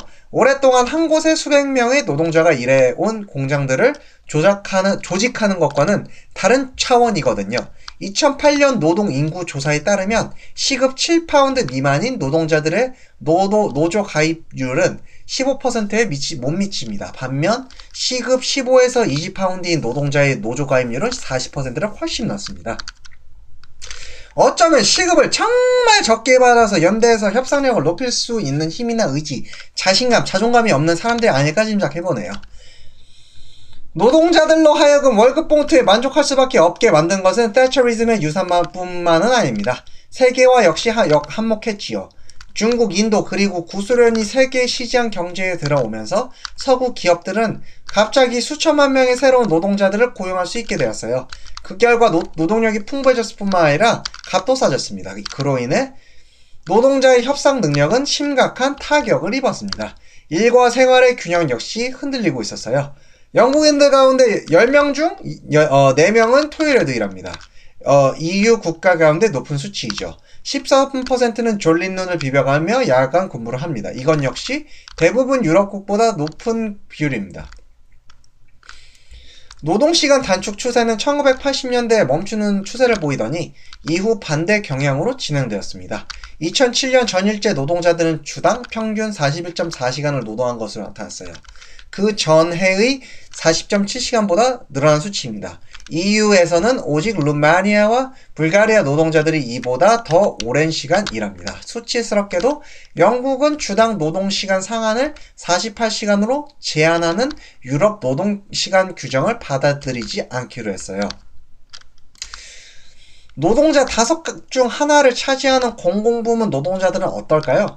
우익 언론인들과 정치인들은 모두 공공부문 노동자들이 일은 별로 하지 않고 지나치게 임금을 많이 받으면서 납세자들의 돈으로 호의호식한다는 생각을 조장해왔어요.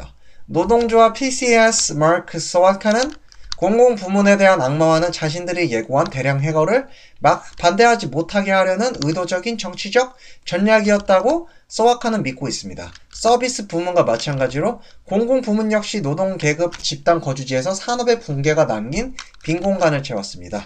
신노동당 시절에 약 85만 개의 새로운 공공부문 일자리가 만들어졌습니다. 보수당 주도 연정 Conservative-led Coalition이 2010년 5월 감원 프로그램을 선보이기 전까지 약 600만 명의 공공부문 노동자들이 존재했어요. 공공서비스도 서비스 분야이므로 여성의 수가 지배적입니다. 경제 전문가 프렘 시카 교수에 따르면 1990년 후반부터 여성들이 새롭게 얻은 일자리들 가운데 80%가 공공부문 일자리라고 합니다. 공공부문 노동자들의 평균 임금은 1년 6,200파운드, 고위 관료들을 제외하면 1년에 4,000파운드라고 마크 스와카는 말합니다. 아니, 4,000파운드면 위아로 1년에 꼴랑 8,000파운드 좀 안 되는 건데, 그럼 하나 1천만원 정도, 1년에 1천만원 정도. 와, 급여가 적네? 공공부문 노동자들은 이 나라에서 가장 착취당하며 이 낮은 임금에 시달리는 노동자들 목록의 한 자리를 차지합니다. 워렌 버핏은 몇 년 전에 다음과 같이 언급했어요. 맞아! 계급 전쟁이야! 하지만 내가 속한 계급, 그러니까 부자 계급이 전쟁을 시작했고 우리가 이기고 있어. 2000년 최상위권 경영자들은 노동자 평균 임금 47배 돈을 집으로 가져갔어요. 2008년에는 94배를 더 벌었습니다. 테스코 사장 테리 리히의 경우도 그가 운영하는 마켓 계산보다 900배 많은 돈을 그의 호주머니에 예측했습니다. 나라 전체의 부를 파이라고 생각한다면 상위 1%가 파이 23%를 집어삼킵니다. 반면 하위 50%는 6% 파이 조각을 가지고 연명합니다. 상위 1%에게 파이는 온전한 현금 자산을 의미하는 반면 하위 50%의 부의 상당 부분은 주택담보대출이나 신용대출 같은 빚이기 때문입니다. 심지어 보수 신문인 데일리 텔레그래프의 편집부 국장이자 우파 성향인 제레미 워너마저도 무언가 잘못되어 있다고 지적합니다. 마치 소수의 엘리트들이 자본주의가 생산해낼 수 있는 엄청난 혜택들을 들어준 채 자신들만 누리고 있는 느낌이다 라고 2010년 10월 29일 델리 텔레그래프 기사 제목 Capitalism has forgotten share the wealth 라는 걸로 기사가 나갔었네요. 현대 영국에 더 이상 계급이 존재하지 않는다는 위선적 주장에는 위험이 도사리고 있습니다. 하루가 멀다 하고 정치가들이나 언론들은 실력과 열정만 있으면 누구든지 영국 사회에서 성공할 수 있다는 실력주의를 충성해야 됩니다. 그러나 슬픈 아이러니는 사회가 중간 계급의 구미에 맞추어 부당하게 조직될수록 계급 없는 사회에 대한 신화가 힘을 얻는다는 사실. 영국은 그 어느 때보다 선명하게 계급으로 나뉘어 있습니다. 5장이 끝났습니다. 다음 6장 조작된 사회로 넘어가도록 해보겠습니다.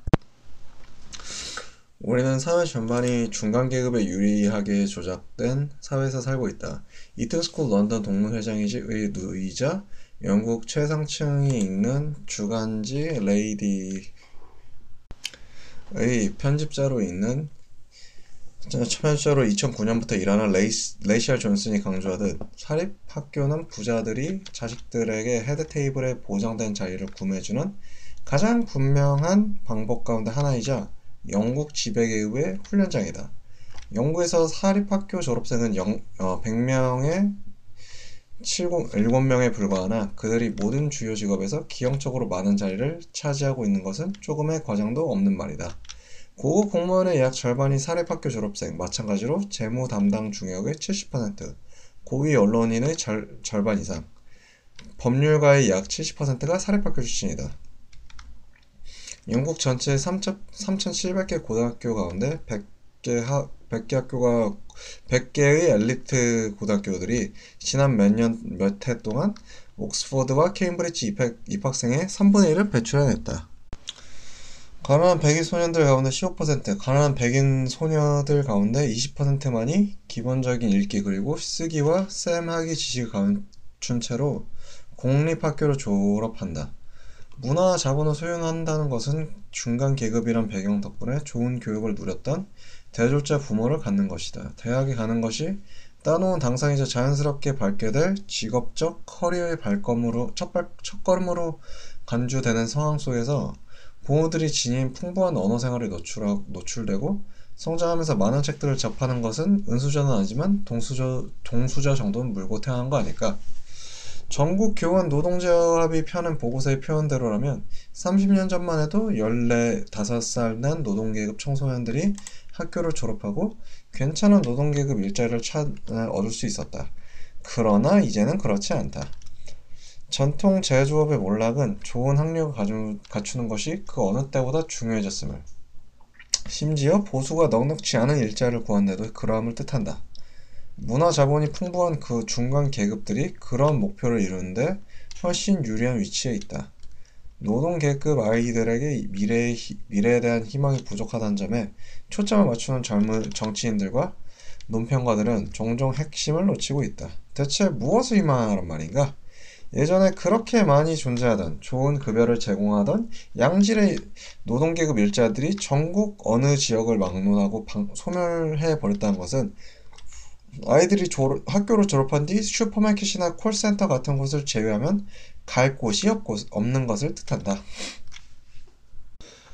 노동계급 출신 학생들은 형편이 나은 다른 학생들에 비해 훨씬 더 무덤 결색을 하기가 쉽다. 이것은 교육이 자신들의 삶에 조금이라도 의미를 가질 것이란 확신을 갖지 못하는 비극한 상황을 보여준다. 그런데 교육에 냉소적인 부모와 아이들의 태도에도 다소간의 이유는 있다. 점점 많은 대학 졸업자들에게 상대적으로 지위가 낮은 일자리들이 주어지고 있기 때문이다. 뉴캐슬의 슈퍼마켓 점원으로 일하는 메리 커닝ham은 점점 많은 대졸자들이 계산대에서 일하고 있는 현실에 대해 이야기를 합니다. 2009년의 정부 권고안도 대학 졸업생들에게 소매업이나 접객업체의 겸직직 또는 콜센터 취직을 추천했습니다. 보수당의 한 정치인도 능력 이하의 일에 종사하고 있어 매우 급진화될 수 있는 지식계급에 대한 두려움을 털어놓긴 합니다. 만약 여러 해의 학급 기간을 거친 뒤에도 안정되고 벌이도 좋은 일자리를 얻을 개연성이었다면 대체 왜 그런 과정을 밟아야 하나? 아이들이 미래에 대한 기대를 갖기를 바란다면 기대할 만한 무엇을 그 아이들에게 줄 필요가 있다. 보수당 정부는 신노동당이 교육 분야에 도입하는 경쟁과 시장 원리에 의지하고 있다. 노동당 당수를 지는 닉 키넉은 다음과 같이 언급한다. 스스로 신노동당원이라 생각하는 자들조차 학교들끼리 서로 경쟁시키면 더 나은 성과를 거둘 수 있을 거라고 생각하고 있다. 커피, 원두나 자동차에나 어울릴 법한 이야기를 학교에 적용하려 들다니 엉터리 같은 이라고. 누구도 출발설이 같지 않은데 말이죠. 다음과 같이 말이다. 다른 사람도 아닌 노동당의 보수화의 길을 터준 키녹조차 이런 방침이 정말로 멍청하고 잘못됐으면 근본적으로 나쁘다는 것을 안다. 무급 업무의 증가는 변호사를 꿈꾸는 노동계급 자녀들이 왜 그 꿈을 단념하는 게 좋은지를 말해준다. 청년 법률 구조 변호사들이라는 단체가 2010년 펴낸 보고서에 따르면 변호사 지망생들에게 무급 업무 경험과 소액의 보조금을 받는 견습 기간이 요금되면서부터 법의 많은 영역이 노동자들에겐 접근해서는 안 되는 영역이 되어버렸다고 전한다. 2010년 공개된 OECD 한 연구 보고서에 따르면 영국에서는 장차 자녀의 소득이 얼마나 될지를 결정하는 가장 큰 변수가 아버지의 소득, 그 비중이 다른 어떤 선진국들보다도 높았다. 실제 아버지의 출신 배경과 자식의 미래 사이의 상관관계는 노르웨이나 덴마크 같은 사회민주주의 국가들보다 3배나 컸다. 이런 식으로 영국에서는 저소득층 아버지와 비교할 때 고소득층 아버지가 갖는 경제적 이점의 50%가 자식 세대에 고스란히 계속 전승된다. 캐나다나 노르딕 국가들의 경우엔 이 수치가 20%밖에 되지 않는다. 부유한 중산층 가정에서 태어난 것만으로도 사람들은 삶의 안전망을 제공받는다. 부모의 문화 자본과 재정적 지원 인맥으로 구성된 양질의 교육은 당신을 도울 것이다. 그러나 만약 당신이 노동계급 가정에서 태어난 영리한 아이라면 이런 조건들 가운데 어떤 것도 가지지 못할 것이다. 부모에 비해 처지가 나아지지도 않을 가능성도 높다. 영국의 계급 시스템은 보이지 않는 감옥과 다름없기 때문이다. 노동 계급을 악마화하는 것은 비합리적인 시스템을 정당화하는 잔인하도록 합리적인 방법이다. 그들을 악마하고 그들의 이해관계를 무시하고 그리고 극도로 불평등하게 이루어지는 부와 권력의 분배를 사람들이 지닌 가치와 능력을 공정하게 반영한 결과라고 합리화하는 것. 그러나 이런 악마는 훨씬 더 치명적인 의제를 갖는다. 오직 개인에게 책임이 있다는 교육의 근본 취지가 특정한 노동계급 공동체들에 영향을 미치는 사회 문제 전반에 적용된다. 그것이 빈곤이든 실업인 혹은 범죄든 관계없이 그것은 개인의 책임이란 것. 부서진 영국에서 희생자들은 자기 자신 말고는 탓할 사람이 없다. 네, 6장이 종료되었습니다. 다음 7장 타이틀 부서진 영국 보도록 하겠습니다. 애싱턴은 인구 2.7만 커뮤니티로 주민들 간의 결속력이 강한 곳입니다. 광부 파업이 패배로 끝나고 겨우 1년 지난 시점이었던 1986년 지역 탄광이 문을 닫기 전까지는 세계에서 가장 큰 광산촌이었어요. 탄광이 파업으로 수천 명의 주민들이 자리를 잃었고 지역은 그 후로 결코 회복되지 못했습니다. 지역사회는 쇠약해지고 죽어가기 시작했습니다. 일자리가 사라지자 가족도 해체되기 시작했어요. 20, 30년 동안 살을 맞대고 살아온 사이였는데도 말이죠. 헤어진 이유는 단순했습니다. 남자가 일없이 집 주변을 어슬렁거리는 쓸모없는 존재가 되어버렸기 때문이죠. 그들은 갈 곳이 없었습니다. 아무것도 없었단 말이죠. 애싱턴을 후기 종말론적인 지옥 구덩이나 총체적 붕괴 과정이 있는 사회로 그리고 있다면 그것은 잘못된 일입니다. 도시 중앙은 아르고스, 카리스, 카픈 웨어하우스와 그레그 제거전 같은 체인형 대형 상점들이 곳곳에 자리 잡고 있었어요. 그곳에선 진정한 공동체 의식이 느껴졌죠. 그런데 이런 커뮤니티가 태처리즘으로 고삐가 풀린 탈산업화의 탈산업화의 회오리 바람에 황폐화되었습니다. 그러나 사람들은 그 거칠 대로 거친 환경 속에서도 거기에 적응하고 삶을 지속하기 위해 최선을 다하고 있었어요. 산업 붕괴 때문에 황폐화된 곳은 단지 옛 탄광촌들만은 아니었습니다. 벙이멈시에 있는 롱브리지 공장은 한때 세계에서 가장 거대한 산업단지였어요. 20세기 내내 공장은 커뮤니티를 지탱했습니다. 하지만 자동차 생산업체인 MG 로바가 2005년 무너졌을 때 6,000명 넘는 노동자들이 실업자 신세로 내쳐졌습니다. 중국 자동차 제조업체인 난징사가 남아 있는 자산을 인수했지만 일자리를 갖게 된 사람들은 200명이 제한되었어요. 애싱턴에서 탄광 폐쇄가 그랬던 것처럼 로버의 도산은 커뮤니티에 큰 충격을 가졌습니다. 일자리를 잃어버린 사람들의 절망은 너무 컸어요. 약국에서 일하는 게이너란 분이 언급하시길 몇몇 친구들을 잃어버렸어요. 자살해 버렸거든요. 로버에서 일하는 친구들이었어. 지원인이 뭐니 하는 것들은 다 헛소리였어요. 온통 쓰레기예요, 쓰레기. 저들은 보유하고 있는 기금이 있다고 맨날 말하지만 그 돈조차 그 친구들을 위해선 전혀 쓰이지 못했어. 라고 말했어요. 해고 노동자들에게는 근로자 신용기금으로부터 5,6천 파운드가 지급될 예정이었어요. 그러나 법적 논란이 지속되면서 노동자들은 한 푼도 받지 못했습니다. 로버 커뮤니티 액션 트러스트 회장인 제마 카트라이트의 말에 따르면 이 기간 동안 주택 압류와 가정 파탄이 잇따랐습니다. 롱브리지가 폐쇄되고 5년이 지나기까지 일자리가 거의 없는 절망적 상황이 이어져 왔습니다. 요행이도 일자리를 구할 수 있었던 사람들 다수는 서비스 부문에서의 저임금 노동을 감수해야 했습니다. 애싱턴과 롱브리지는 여러모로 유사해요. 두 곳 모두 절망감과 미래에 대한 비관주의가 만연합니다. 산업국가 영국의 붕괴가 커뮤니티를 파괴하고 인간관계 파탄, 반사회적 행동, 마약과 10대 임신 같은 이슈들을 초래한 것도 똑같습니다. 캐메런은 산업의 붕괴가 이런 종류의 사회의 문제들과 관련이 있다는 것을 인정하지 않았습니다. 왜 우리 사회가 부서지는가에 대한 그의 대답은 정부가 지나치게 비대해졌고 너무 많은 일을 하며 영국인의 책임성을 약화시켰기 때문이라는 답변은 애싱턴과 롱브리지 주민들을 경악시켰을 겁니다. 자유시장의 매서운 바람 무시된 채 사람들로부터 책임감을 없앤 주범으로 방만한 국가가 지목됐습니다. 그리고 이제 이런 커뮤니티의 주민들은 그들이 겪은 불행과 관련해 개인적 책임지식을 가져야 한다는 비난을 듣게 된 것입니다. 의심의 여지 없이 수많은 노동계급 공동체들에 영향력을 미치는 사회의 문제들은 차브라는 캐리커처를 특징짓게 했어요. 유모차를 미는 10대, 깡패, 무책임한 성인들, 이런 것들이 많이들에게 차브가 무엇인지를 말해주는 존재들이에요. 미디어와 인기 있는 연예 프로그램 그리고 정치적 기구들은 이것들이 도덕적 이슈이며 규정되어야 할 규율 결핍의 산물이라고 집요하게 우리를 몰아세웁니다. 희생자들을 비난함으로써 약물, 범죄, 반사회적 행동과 같은 사회 문제들의 배후에 자리 잡은 진짜 원인들은 의도적으로 은폐되어 왔습니다. 증상과 원인이 혼동되어 온 거죠. 가장 고통받는 커뮤니티리야말로 태처리즘에 의해 촉발된 계급 전쟁의 최대 희생자들입니다. 논평가들이 대부분 비인간적으로 사용하는 용어 언더클래스는 지난 30년 동안의 고통스러운 사회 그리고 경제적 변화를 정면에서 겪어온 노동계급의 여러 분파들을 뭉뚱그려 가리키고 있습니다. 영국 노동계급 내부의 분할이 지난 30년 동안의 신자유주의 경제 프로젝트에 의해 만들어졌다는 사실은 누구도 부인할 수 없습니다.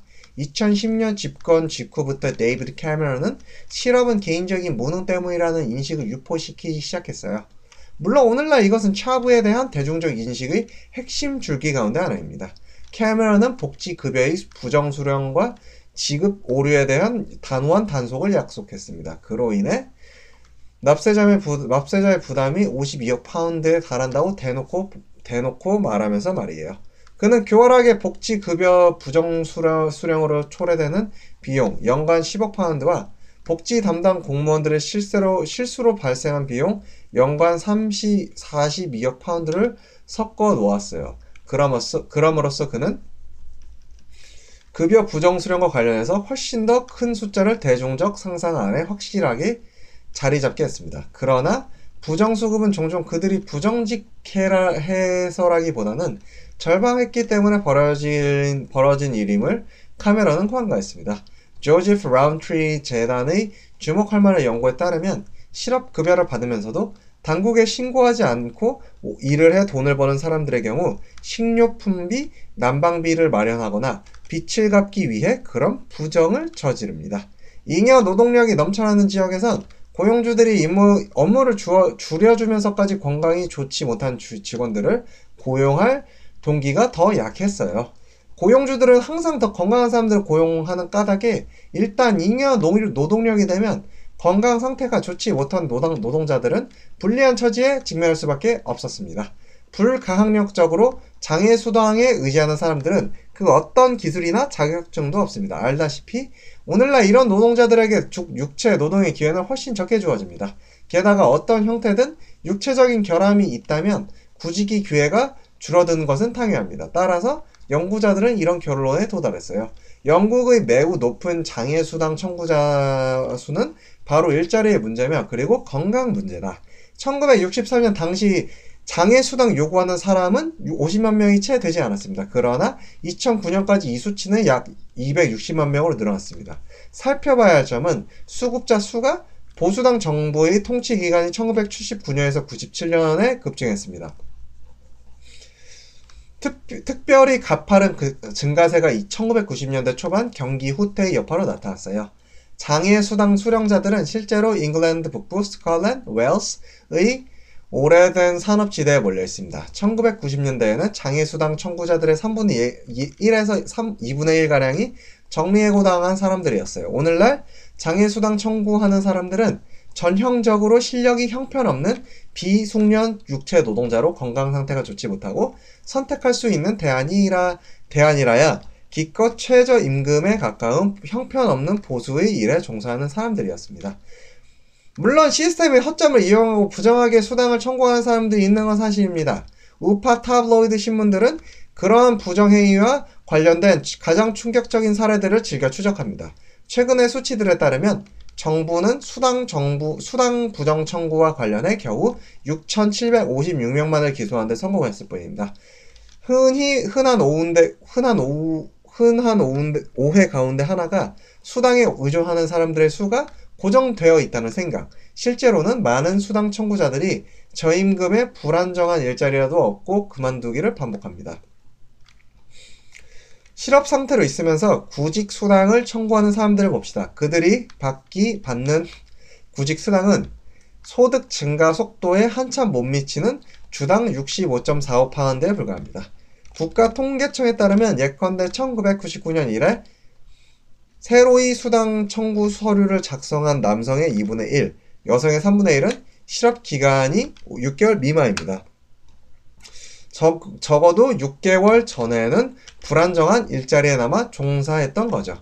이는 결국 복지급여에 중독된 언더클래스라는 관념이 얼마나 허황된 것인지를 더욱 확실히 말해줍니다. 어쨌거나 실직한 사람은 계속해서 취업과 실업 상태를 오갑니다. 현실은 주변에 충분한 일자리가 없다는 것. 2010년 말 거의 250만 명에 이르는 공식 실업자가 있었는데 이 수치에는 정부가 장애수당 수령 대상자에서 제외하려는 수십만 명은 포함되지 않았어요. 그렇지만 정부 통계를 보더라도 나라 전체에 걸쳐 비어있는 일자리는 50만 개 채가 되지 않았습니다. 무엇보다 실업은 계급적 이슈입니다. 그것은 중간계급이 아니라 노동계급이라면 훨씬 쉽게 직면하게 될 숙명이죠. 경기 후퇴가 시작한 지 1년쯤 지나 2009년 5월 전문직 종사자들의 실업률은 겨우 1.3%에 불과했어요. 그러나 숙련 노동자들의 실업률은 8.1%, 판매직과 고객 응대 노동자 실업률은 10.5%, 비숙련 단순직에서는 그 수치가 14%로 뜁니다. 이는 전문직 실업률의 10배 넘는 수준이죠. 오늘날 영국의 가난한 사람들이 반드시 실직자인 거 아니에요. 빈곤이란 개념은 주거비용을 제하고 나서의 소득이 전국 평균 소득의 60%에 미치지 못하는 가구를 지칭할 때 사용이 됩니다. 대처의 반혁명이 시작되기 직전까지는 빈곤층의 규모는 500만 명 또는 전체 인구의 10분의 1 미만이었습니다. 하지만 오늘날 빈곤은 1350만 명 또는 인구 5분의 1의 삶을 규정하고 있습니다. 만약 당신이 딸린애가 없는 도시내 성인이라면 주거 비용을 제하고 나서 주당 115파운드가 못 되는 돈으로 생활하는 셈입니다. 두 아이를 둔 부부의 경우라면 주당 289파운드에 채 못 미칩니다. 이유에서 이보다 빈곤율이 높은 국가는 겨우 4나라뿐입니다. 정치가들과 평론가들은 일자리가 빈곤으로부터 벗어나는 길을 이야기합니다. 일자리 없이 가난하게 사는 가구가 300만 명이 넘습니다. 일자리가 있는 350만 가구 역시 빈곤선 아래서 생활하고 있는 게 현실입니다.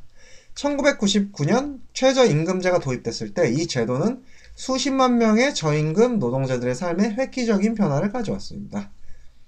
얼마 전까지만 해도 노동자에게 시간당 1.5파운드 주는 것이 완전 합법적인 일이었으니까요. 2010년 22세 성인 최저임금은 시간당 5.8파운드입니다. 18세 미만은 3.57파운드, 18세에서 21세 노동자들은 노동자들 최저임금은 시간당 4.83파운드입니다. 가난한 사람들에 대한 허다한 비방들 가운데 하나는 그들이 하찮고 사치스러운 물건들을 구매하는데 돈을 탕진함으로써 스스로를 파멸시킨다는 것입니다. 그러나 그것은 진실이 아닙니다. 부채 전문가이면서 크레딧 액션의 책임자이기도 한 크리스 탭은 소득 스펙트럼의 밑바닥에 있는 사람들은 최상위에 있는 사람들보다 하루하루 자신들의 돈을 관리하는데 더 능숙하다고 합니다. 그들은 무조건 그렇게 해야 하거든요 라고 설명합니다.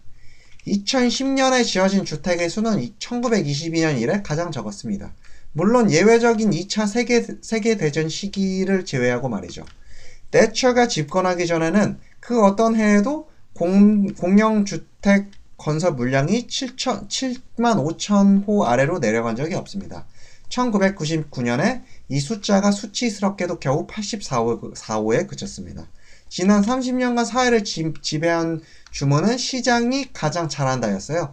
그러나 국가가 자유시장 방식에 의존한 채 국민의 주택 수요를 충족시키기를 포기함으로써 이 유사 종교적 신념이 얼마나 어리석었는지를 보여줍니다. 공영주택 입주 대기자 명단에 올라 수년을 허비하는 수백만 명을 제외하더라도 임시주거시설에 사는 사람들의 수는 2001년부터 2008년 사이 놀랍게도 135%나 치솟았습니다.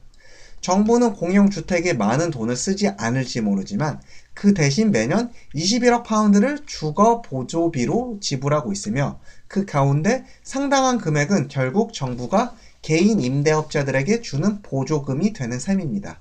정치인과 미디어는 반사회적 행동이 발생하는 근본 원인을 이해하려는 노력 없이 노동계급 젊은이들에 대한 두려움과 혐오를 조장합니다. 물론 그들 가운데 일부의 일탈 행동은 공동체의 다른 구성원들에게 골칫거리가 되고 있습니다. 하지만 애싱턴에 의해서 볼 수 있듯이 그러한 행동은 절망의 절규, 미래가 없는 자의 고통에서 비롯된 더 이상 잃을 것이 없다는 감정에서 비롯된 절규인 것입니다. 범죄에 대한 신노동당의 접근은 범죄의 핵심적 원인인 빈곤을 무시하는 것입니다. 노동당 지도자가 되기 전 토니 블레어는 범죄의 원인에 대해서도 단호한 정책으로 찬사를 받았습니다. 그러나 블레어의 정무 비서관이었던 존 맥터넌이 인정했듯이 신노동당의 전략은 결국 범죄에 단호한 그리고 범죄자에게 단호한 정책으로 귀결되었습니다. 1993년에서 2010년 사이 잉글랜드와 웨일스 수관 민원은 4만 5천 명에서 8만 5천 명으로 거의 2배 가까이 늘었습니다. 수치와 관련해 놀랄 만한 대목은 범죄 자체는 감소하는데 감옥에 수용된 사람들 수는 늘었다는 점입니다. 2005년 범죄와 사회재단이 수행한 연구는 1980년대 나타난 사회범죄율 상승이 경기 후퇴와 대규모 실업의 산물이라고 결론지었습니다. 1990년대 초반 경기 호황이 시작되자 범죄율은 서방 세계 전체에 즉각적으로 하락했습니다. 최근에 한 심층 연구는 10대 임신이 무엇보다 빈곤한 가정에서 성장한 젊은이들에게 긍정적인 많은 것들을 많이 가져다 줄 수도 있다는 사실을 보여줍니다. 무엇보다 혜택받지 못한 집단에서 자라난 사람들, 부모가 되는 것을 미룬다고 해서 별다른 보상이 주어지지 않는 사람들에게 조기에 엄마가 되는 것은 그들이 자존감을 얻고 어른다운 모습을 갖출 수 있는 기회가 된다고 심층 연구 보고서 저자 클레어 알렉산더 박사가 말합니다. 30년 전 태처에 의해 처음 봉인이 풀린 계급전쟁의 주요 타격 대상은 노동계급 공동체들이었어요. 이 지역들을 지탱해온 기둥들이 잇따라 무너져 내렸는데도 그곳에서의 삶이 과거와 비슷한 방식으로 지속됐다면 그게 훨씬 놀랄 일 아닐까요? 오늘날 방대한 규모의 커뮤니티들이 좌절과 분노, 권태에 휩싸여 있습니다. 실물 경제가 회복되지 않은 상태에서 절망을 동반한 사회적 병폐들이 번성하고 있는 것이죠. 모든 비난을 보수당에게 돌리는 것은 온당치 못합니다. 신노동당 역시 제조업을 무기력으로 방치해 왔으니까요. 다수의 노동계급 구성원들이 노동당으로부터 소외감을 느끼는 것은 하등 이상한 일이 아닙니다. 일부는 무관심에 굴복했지만 전부가 그런 것은 아닙니다. 자신의 삶에 무슨 일이 일어나고 있는지를 설명할 서사를 빼앗긴 사람들은 다른 논리를 찾고 있습니다. 수백만 노동계급의 좌절과 분노는 그 반격의 칼끝을 이민자들에게로 향하고 있습니다. 7장이 끝났습니다. 다음 8장 소제목 반발에 대해서 이야기해 보겠습니다. 이민에 대한 반감은 2000년대 내내 확산되었어요. 2005년 선거에서 보수당은 선전 포스터로 고조되는 반이민 감정을 이용하려고 했어요. 그 포스터에는 이민을 제한하려는 것이 인종주의는 아니다 라는 문구가 적혀 있었습니다. 그러나 사람들은 이민 문제보다 British National Party, 영국 국민당의 발흥, 어떤 일이나 현상이 급작스럽게 일어남을 반응이라 하는데 이런 반응에 관심을 쏟았습니다. 신노동당 집권 초기인 1990년대만 하더라도 국민당은 그해 유럽 의회 선거에서 기껏해야 수십만 표를 얻는데 그쳤습니다. 하지만 불과 10년 만에 그들의 득표수는 100만 표에 근접했습니다. 극우 극단주의자들은 국민당 지도자 닉 그리핀과 그의 동료이자 나치 동조자인 앤드류 블런스가 유럽 의회 의원이 된 것을 열렬히 환호합니다. 상승하는 국민당 지지율은 국내 선거에서도 힘을 발휘합니다. 1997년 총선에서 국민당은 겨우 3만 5천 표를 얻었습니다. 2010년 총선에서 국민당의 득표수는 56만 4천 표에 근접했습니다. 현재 국민당은 영국에서 5번째로 큰 정당입니다. 국민당의 정체를 알기 위해서는 사람들이 왜 국민당에 투표하는지 이해하는 것이 중요합니다. 국민당은 오랫동안 노동당 후보를 선출했던 백인 노동계급의 전통적 거주 지역에서 성공을 거둬왔습니다. 극우 세력의 부상은 노동계급이 주변화되는 상황에 대한 반응입니다. 무엇보다 살만한 집과 양질의 안정된 질자리와 같은 노동자들의 관심사를 정치인들이 외면함에 따라 생겨난 산물입니다. 칼 마르크스는 언젠가 종교를 일러 억압받는 피조물들의 한숨이라고 했는데 오늘날 극우파의 부생에 대해서도 비슷한 묘사가 가능합니다. 오늘날의 국민당은 좌파의 허약함을 배경으로 부상했습니다. 일자리는 불안정하고 주거 위기는 심화되는 신자유주의 시대, 노동계급의 우려에 해법을 제시할 만큼 좌파들이 힘을 발휘하지 못하자 국민당이 그 공백을 채우고 나선 것이죠. 해그니는 영국에서 인종 혼합이 가장 두드러진 지역들 가운데 하나입니다. 그 결과 극우 세력은 그곳에서 발붙일 공간을 잃었습니다. 하지만 그들은 마킹과 대거넘 같은 지역에서 번성하고 있습니다. 이 지역은 대규모 이민자들이 새롭게 유입되고 있으며 국민당이 선전하는 지역이거나 혹은 반대로 이민자는 거의 없거나 그에 대한 공포가 만연한 지역입니다. 노동계급의 악마는 국민당의 성공 스토리에서도 중요한 역할을 담당했습니다. 국민당은 백인 노동계급 구성원들을 이처럼 재앙에 직면한 사람들로 재정의함으로써 그들을 또 하나의 주변화된 인종적 소수자로 만드는 데 성공했습니다. 인류학자 질리언 에반스 닥터가 말하길 백인 노동계급들은 새로운 인종 집단으로 취급하는 것은 국민당에게 많은 대중적 지지를 얻게 해주었지만 반면 노동계급이 인종적으로 다양하다고 말하는 것은 사람들의 포옹을 별로 얻지 못했습니다. 왜 한때 견고한 노동당 텃밭이었던 마킨과 대건엄이 지금까지도 비주류의 굴류를 벗어나지 못한 인종주의 정당의 우세 지역으로 전향했을까요? 사람들이 필요로 하는 저렴한 주택들이 터무니없이 부족한데 외국인들과 주택 구매, 사용을 놓고 경쟁을 하는 게 화가 나서 그렇다는 겁니다.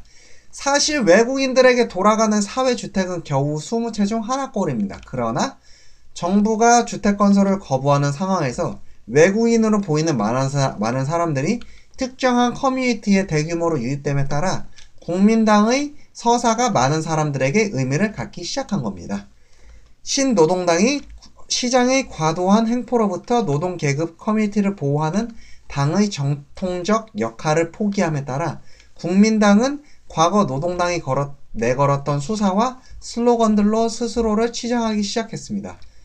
국민당의 선전물은 자신들의 당을 일컬어 당신들의 할아버지가 투표하던 그 노동당이라고 묘사합니다. 국민당 정책을 보면 이 말이 헛소리란 사실이 금방 드러납니다. 조세정책은 직접세인 소득세를 없애고 부가가치세를 높이는 것이 예가 될 수 있겠군요. 구구 세력은 전통적인 정당들이 자신들의 이해관계를 대변하지 않는다고 여겨 한 번도 투표장에 가본 적이 없는 사람들을 정치적으로 동원하는 데 성공했습니다. 과거 바킹이나 대건엄 같은 지역에 살고 있는 사람들에게 노동계급이란 정체성은 삶의 중심과도 같은 것이었습니다. 이 정체성과 자부심이 사라지고 생겨난 진공상태의 일부를 영국 민족주의라는 잠에서 깬 야수가 채운 것이죠. 지난 수년간 극우 세력은 그들의 공격 목표를 바꿔왔습니다. 유대인과 아이리쉬, 흑인, 아시아인들이 각자 다양한 지점에서 악역을 맡아왔는데 오늘날 그 누구도 악역으로 몰린 집단은 무슬림인들입니다. 히스테리에 가까운 미디어의 무슬림 낚시질이 도움을 얻었습니다. 국민당은 이슬람 공포증을 여론 선동의 핵심에 위치시켰습니다. 국민당의 부상은 21세기 초 우리 사회가 겪고 있는 이민자에 대한 거대한 반발, 그 빙산의 일각이 지나지 않습니다. 영국인들 다수가 이민자 비율이 너무 높다고 믿는 불편한 지시를 회피할 방법이 없습니다. 2007년 10월 써니 실시한 여론조사를 보면 전체 국민 3분의 2에 가까운 사람들은 이민법이 더 강화되기를 원합니다. 2004년 많은 동유럽 국가가 EU에 가입했을 때 영국은 그 나라 노동자들이 즉각 들어와 일자리를 찾는 것을 허용했습니다. 하지만 영국과 같은 정책을 채택한 나라는 아일랜드 뿐이었습니다. 이는 결국 영국 내에서 많은 논란을 야기했습니다. 런던 시장 켄 리빙스턴은 이런 상황을 정부가 방치한 것은 미친 짓이었다고 말합니다. 광부들의 지도자 크리스 키츠는 말합니다. 생활 수준을 높여보려고 이곳으로 건너온 노동자들을 비난해서는 안 돼요. 비난받아야 할 사람들은 임금을 덜 주기 위해 외국인 노동자들을 고용한 기업주들, 특히 이 해외 인력 송출을 전문으로 하는 기업과 대행 업체들입니다. 오늘날 노동자들이 보여주는 이민에 대한 거센 반발을 피상적으로 읽어선 안 됩니다. 반이민적 수사들은 단지 문화나 인종적 이유가 아닌 훨씬 복잡한 이유들 때문에 사람들의 관심을 끌어모았습니다. 실제 많은 소수민족 노동자들 역시 이민에 대한 대중적 적대감을 공유하고 있습니다. 그러나 일자리의 임금의 불안정성이 심화되는 상황에서 이민은 손쉬운 희생양이 되었을 뿐 아니라 한층 정확하면서 현상 유지를 심각하게 위협하는 물음들을 회피하는 변명거리를 제공했습니다. 책임져야 할 자들이 지금 함가롭게 불장난을 하고 있는 꼴입니다. 포퓰리스트 우익들이 노동계급 커뮤니티를 잠시 해갈 수 있었던 이유로 바로 노동계급이 직면한 다양한 문제들, 특히 주거, 저임금, 불안정한 일자리 등에 대한 해답을 주지 못했기 때문입니다.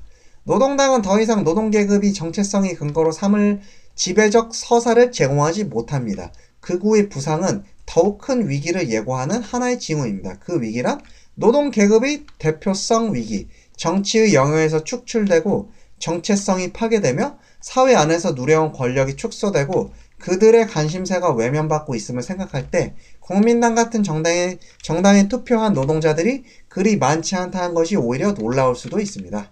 위기에 처한 것은 노동계급의 미래만이 아닙니다. 우리 모두의 미래가 위태롭습니다. 8장이 끝났습니다. 마지막으로 결론. 새로운 계급 정치에 대해서 이야기해 보겠습니다. 노동계급의 악마는 패작에 붙는 승자의 초롱입니다. 지난 30년간 일터와 미디어, 정치권, 사회 전반에 걸쳐 노동계급의 힘은 지속적으로 약화되어 왔어요. 1970년대만 해도 우파들은 이 나라의 실권을 노조가 틀어쥐고 있다며 시도 때도 없이 불만을 터뜨리고 했습니다. 오늘날 노동계급은 허약하고 무책임함을 모래하지만 위협적이지 않은 계급이 되었죠. 2008년 BBC가 실시한 여론조사 결과에서 백인 노동자 10 가운데 6은 자신들을 대변한 사람이 없다고 답변했습니다. 부자의 계급 정치가 가진 첫 번째 신조는 단순 명확합니다. 계급은 존재하지 않는다는 것이죠. 계급을 부정한 것은 정말 편리합니다. 평균적인 노동자 임금은 정체된 반면 부자들의 기업 계좌로는 은행 계좌로는 거액의 돈이 흘러가고 있다는 사실부터 사람들의 주의를 돌리는데 이보다 좋은 방법이 없죠. 오늘날 영국에서 부와 권력의 불공정한 분배를 제대로 감시하기는 어려워졌습니다. 세처리즘과 신노동당이 이 나라의 어휘 목록에서 계급이란 단어를 추방해버렸거든요. 지금까지 우리는 차브라는 캐리커처가 대다수 노동계급이 처한 현실을 제대로 볼 수 없도록 어떻게 이용됐는지 살펴봤습니다.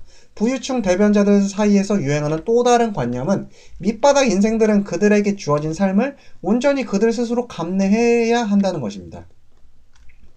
이런 시기의 사고에 따르면 불평등을 바로잡는 것은 정부의 몫이 아닙니다. 가난한 자들의 생활 조건은 그들 스스로 행동을 변화시킬 때에 비로소 개선될 수 있는 것입니다. 인디펜던트지 사설왈 오늘날 이 나라의 가장 큰 병폐는 밑바닥 인생들로 구성된 고질적 문제 집단이다. 이들은 지금 영국에서 얼마든지 접근 가능한 경제활동 기회에 참여하지 않는다.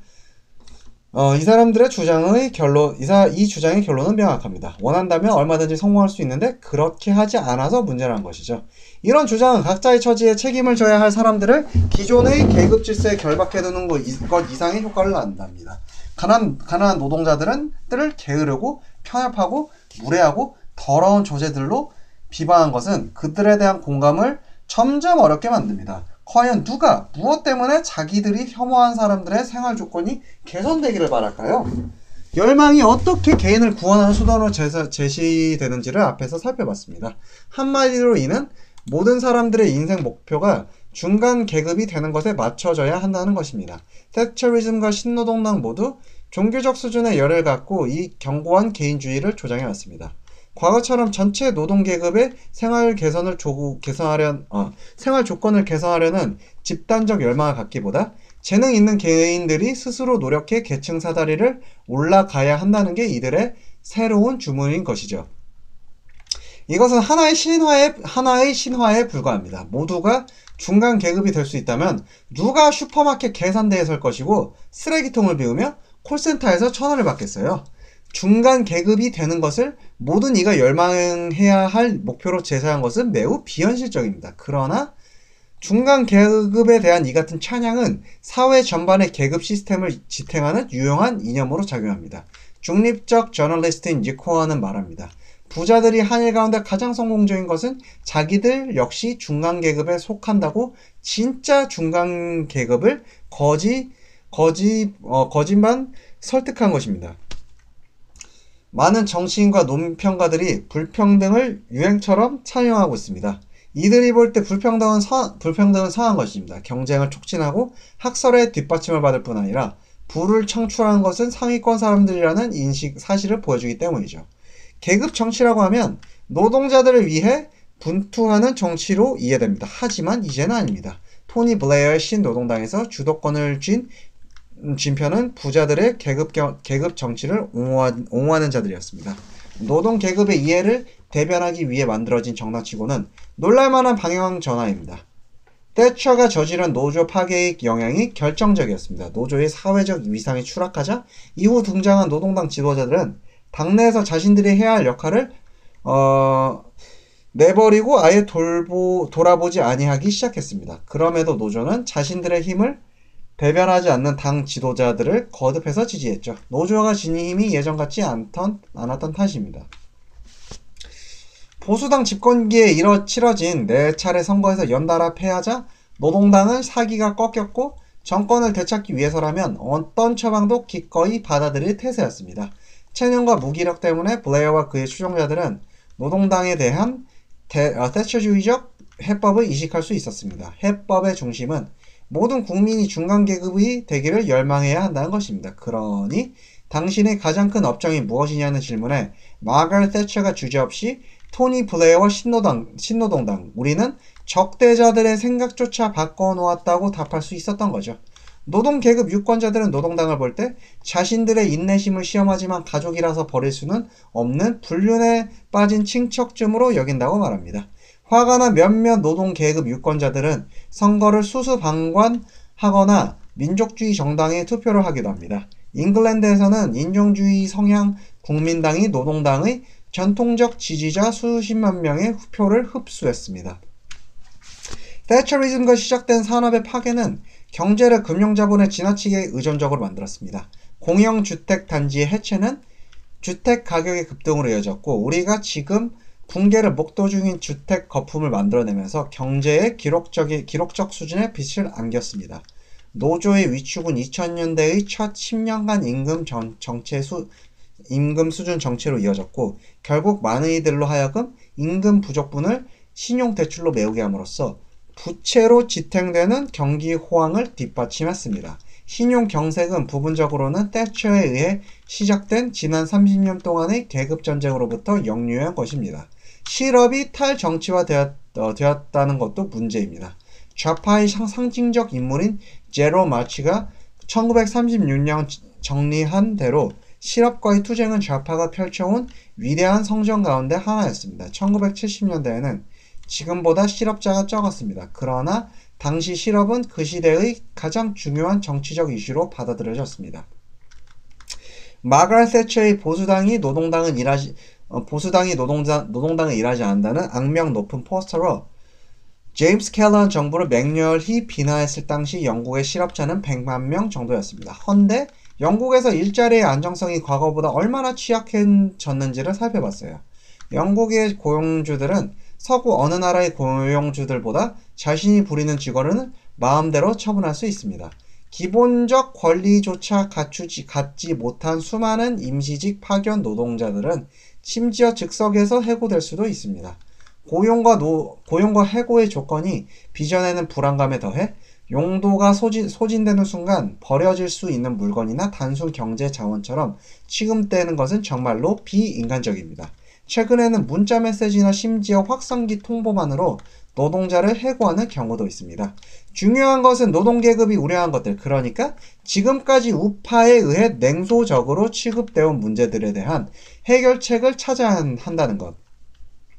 예컨대 이민에 대한 대중의 적대감과 반발을 그저 무시하거나 인종주의로 비난하기보다 거기로부터 응답 없는 분노에 휩싸여 잘못된 길로 인도된 노동계급의 좌절을 현대의 계급정치는 읽어내야 합니다.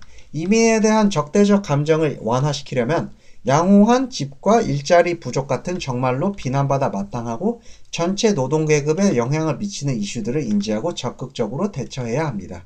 보조금 부당 수령 같은 빈곤층의 범죄는 자주 정치인과 언론인들의 표적이 되는 반면 이보다 훨씬 거대한 부자들의 금융 범죄는 곧잘 무시됩니다. 이것이야말로 복지 사기에 맞춰진 비난의 초점이 탈세로 옮겨져야 하는 이유입니다. 우리가 이미 살펴본 대로 탈세가 납세자에게 전가하는 비용은 복지 사기에 비해 70배나 많습니다. 부자들에게 정당한 부담이 지어질 수 있도록 전반적인 조세 체계가 재조정되어야 합니다. 경기 호황기에 부자들의 수입은 전에 없이 증가했고 그들에겐 추가로 세금을 부담해도 될 만큼 돈이 풍족하기 때문입니다. 새로운 계급 정치는 단순히 영국에만 국한될 수는 없습니다. 극도로 부유한 기업 엘리트들이 세계화된 것처럼 노동계급도 세계화되어야 합니다. 다국적 기업들이 언제든 선출된 정보를 인질로 삼을 수 있는 상황에서 망국에 잘 대처할 수 있는 유일한 세력은 강력하고 국제화된 노동뿐입니다. 빠르게 늘어나고 있는 인도와 중국의 노동자들과 공동의 노력을 기울임으로써 영국 노동자들은 전 세계적으로 진행되는 임금과 노동 조건의 바닥을 향한 경쟁의 파괴적 결과를 막을 수 있습니다. 그런 운동들이 순조롭게 시작되지 못하면 앞으로 일어날 일들에 관한 온갖 종류의 파국적이고 묵시록적인 예언들이 판칠 것입니다. 폭동과 혁명을 예고하는 음울한 경고음이 울려 퍼질 것입니다. 현실은 진실로 우울합니다. 노동계급은 허약하고 자기 목소리도 없는 상태에서 계속 머물고 있습니다. 그들은 여전히 중간계급의 저녁 파티에서 조롱거리로 전락당하고 분노에 찬 우익신문의 컬럼에서 농담거리로 씹힙니다. 모든 지역사회에서 안정하고 급여가 넉넉한 일자리는 꿈도 꿀 수 없습니다. 그 지역 주민들에 대한 악마적 묘사는 계속될 것이며 억만장자들이 전례 없이 한몫 잡는 동안 그들의 생활 수준은 지속적으로 정치하고 하락할 것입니다. 주류 정치인들은 한 줌의 부자 엘리트들이 요구를 만족시키는데 에너지를 쏟아붓을 것이며 정치는 19세기에 그랬던 것처럼 경쟁하는 부자 파벌 간의 집안 싸움 다툼으로 돌아갈 것입니다. 노동 계급에 대한 악마화의 본질은 부자들의 노골적인 승리 과시하기에 다름이 아닙니다. 그들은 더 이상 아래로부터 어떤 도전도 받지 않습니다. 이제 아랫사람들을 손가락질하며 비웃습니다. 엘리트들이 저지른 범죄의 비용을 노동계급에게 전가하는 긴축 프로그램을 지금의 보수당 정부가 추진하면서 그들에겐 비웃을 대상이 많아졌기 때문입니다. 새로운 계급 정치는 헤게모니를 쥐고 있고 어떤 도전도 받지 않는 부자들의 계급 정치가 이 사회에 만들어낸 불균형을 시정하는 출발점이 될 것입니다. 만약 그렇게 된다면 개인들의 이익이 아닌 민중들의 필요에 기반한 새로운 사회를 또 한 번 구현하는 것도 가능해집니다. 노동계급은 과거 자신들의 이익을 지키기 위해 뭉쳤습니다. 자기들의 이야기를 들어달라고 요구했고 부자와 권력자들로부터 양보를 얻어냈습니다. 비록 비웃음을 사고 무시당할지라도 그들은 다시 한번 그 일을 할 것입니다.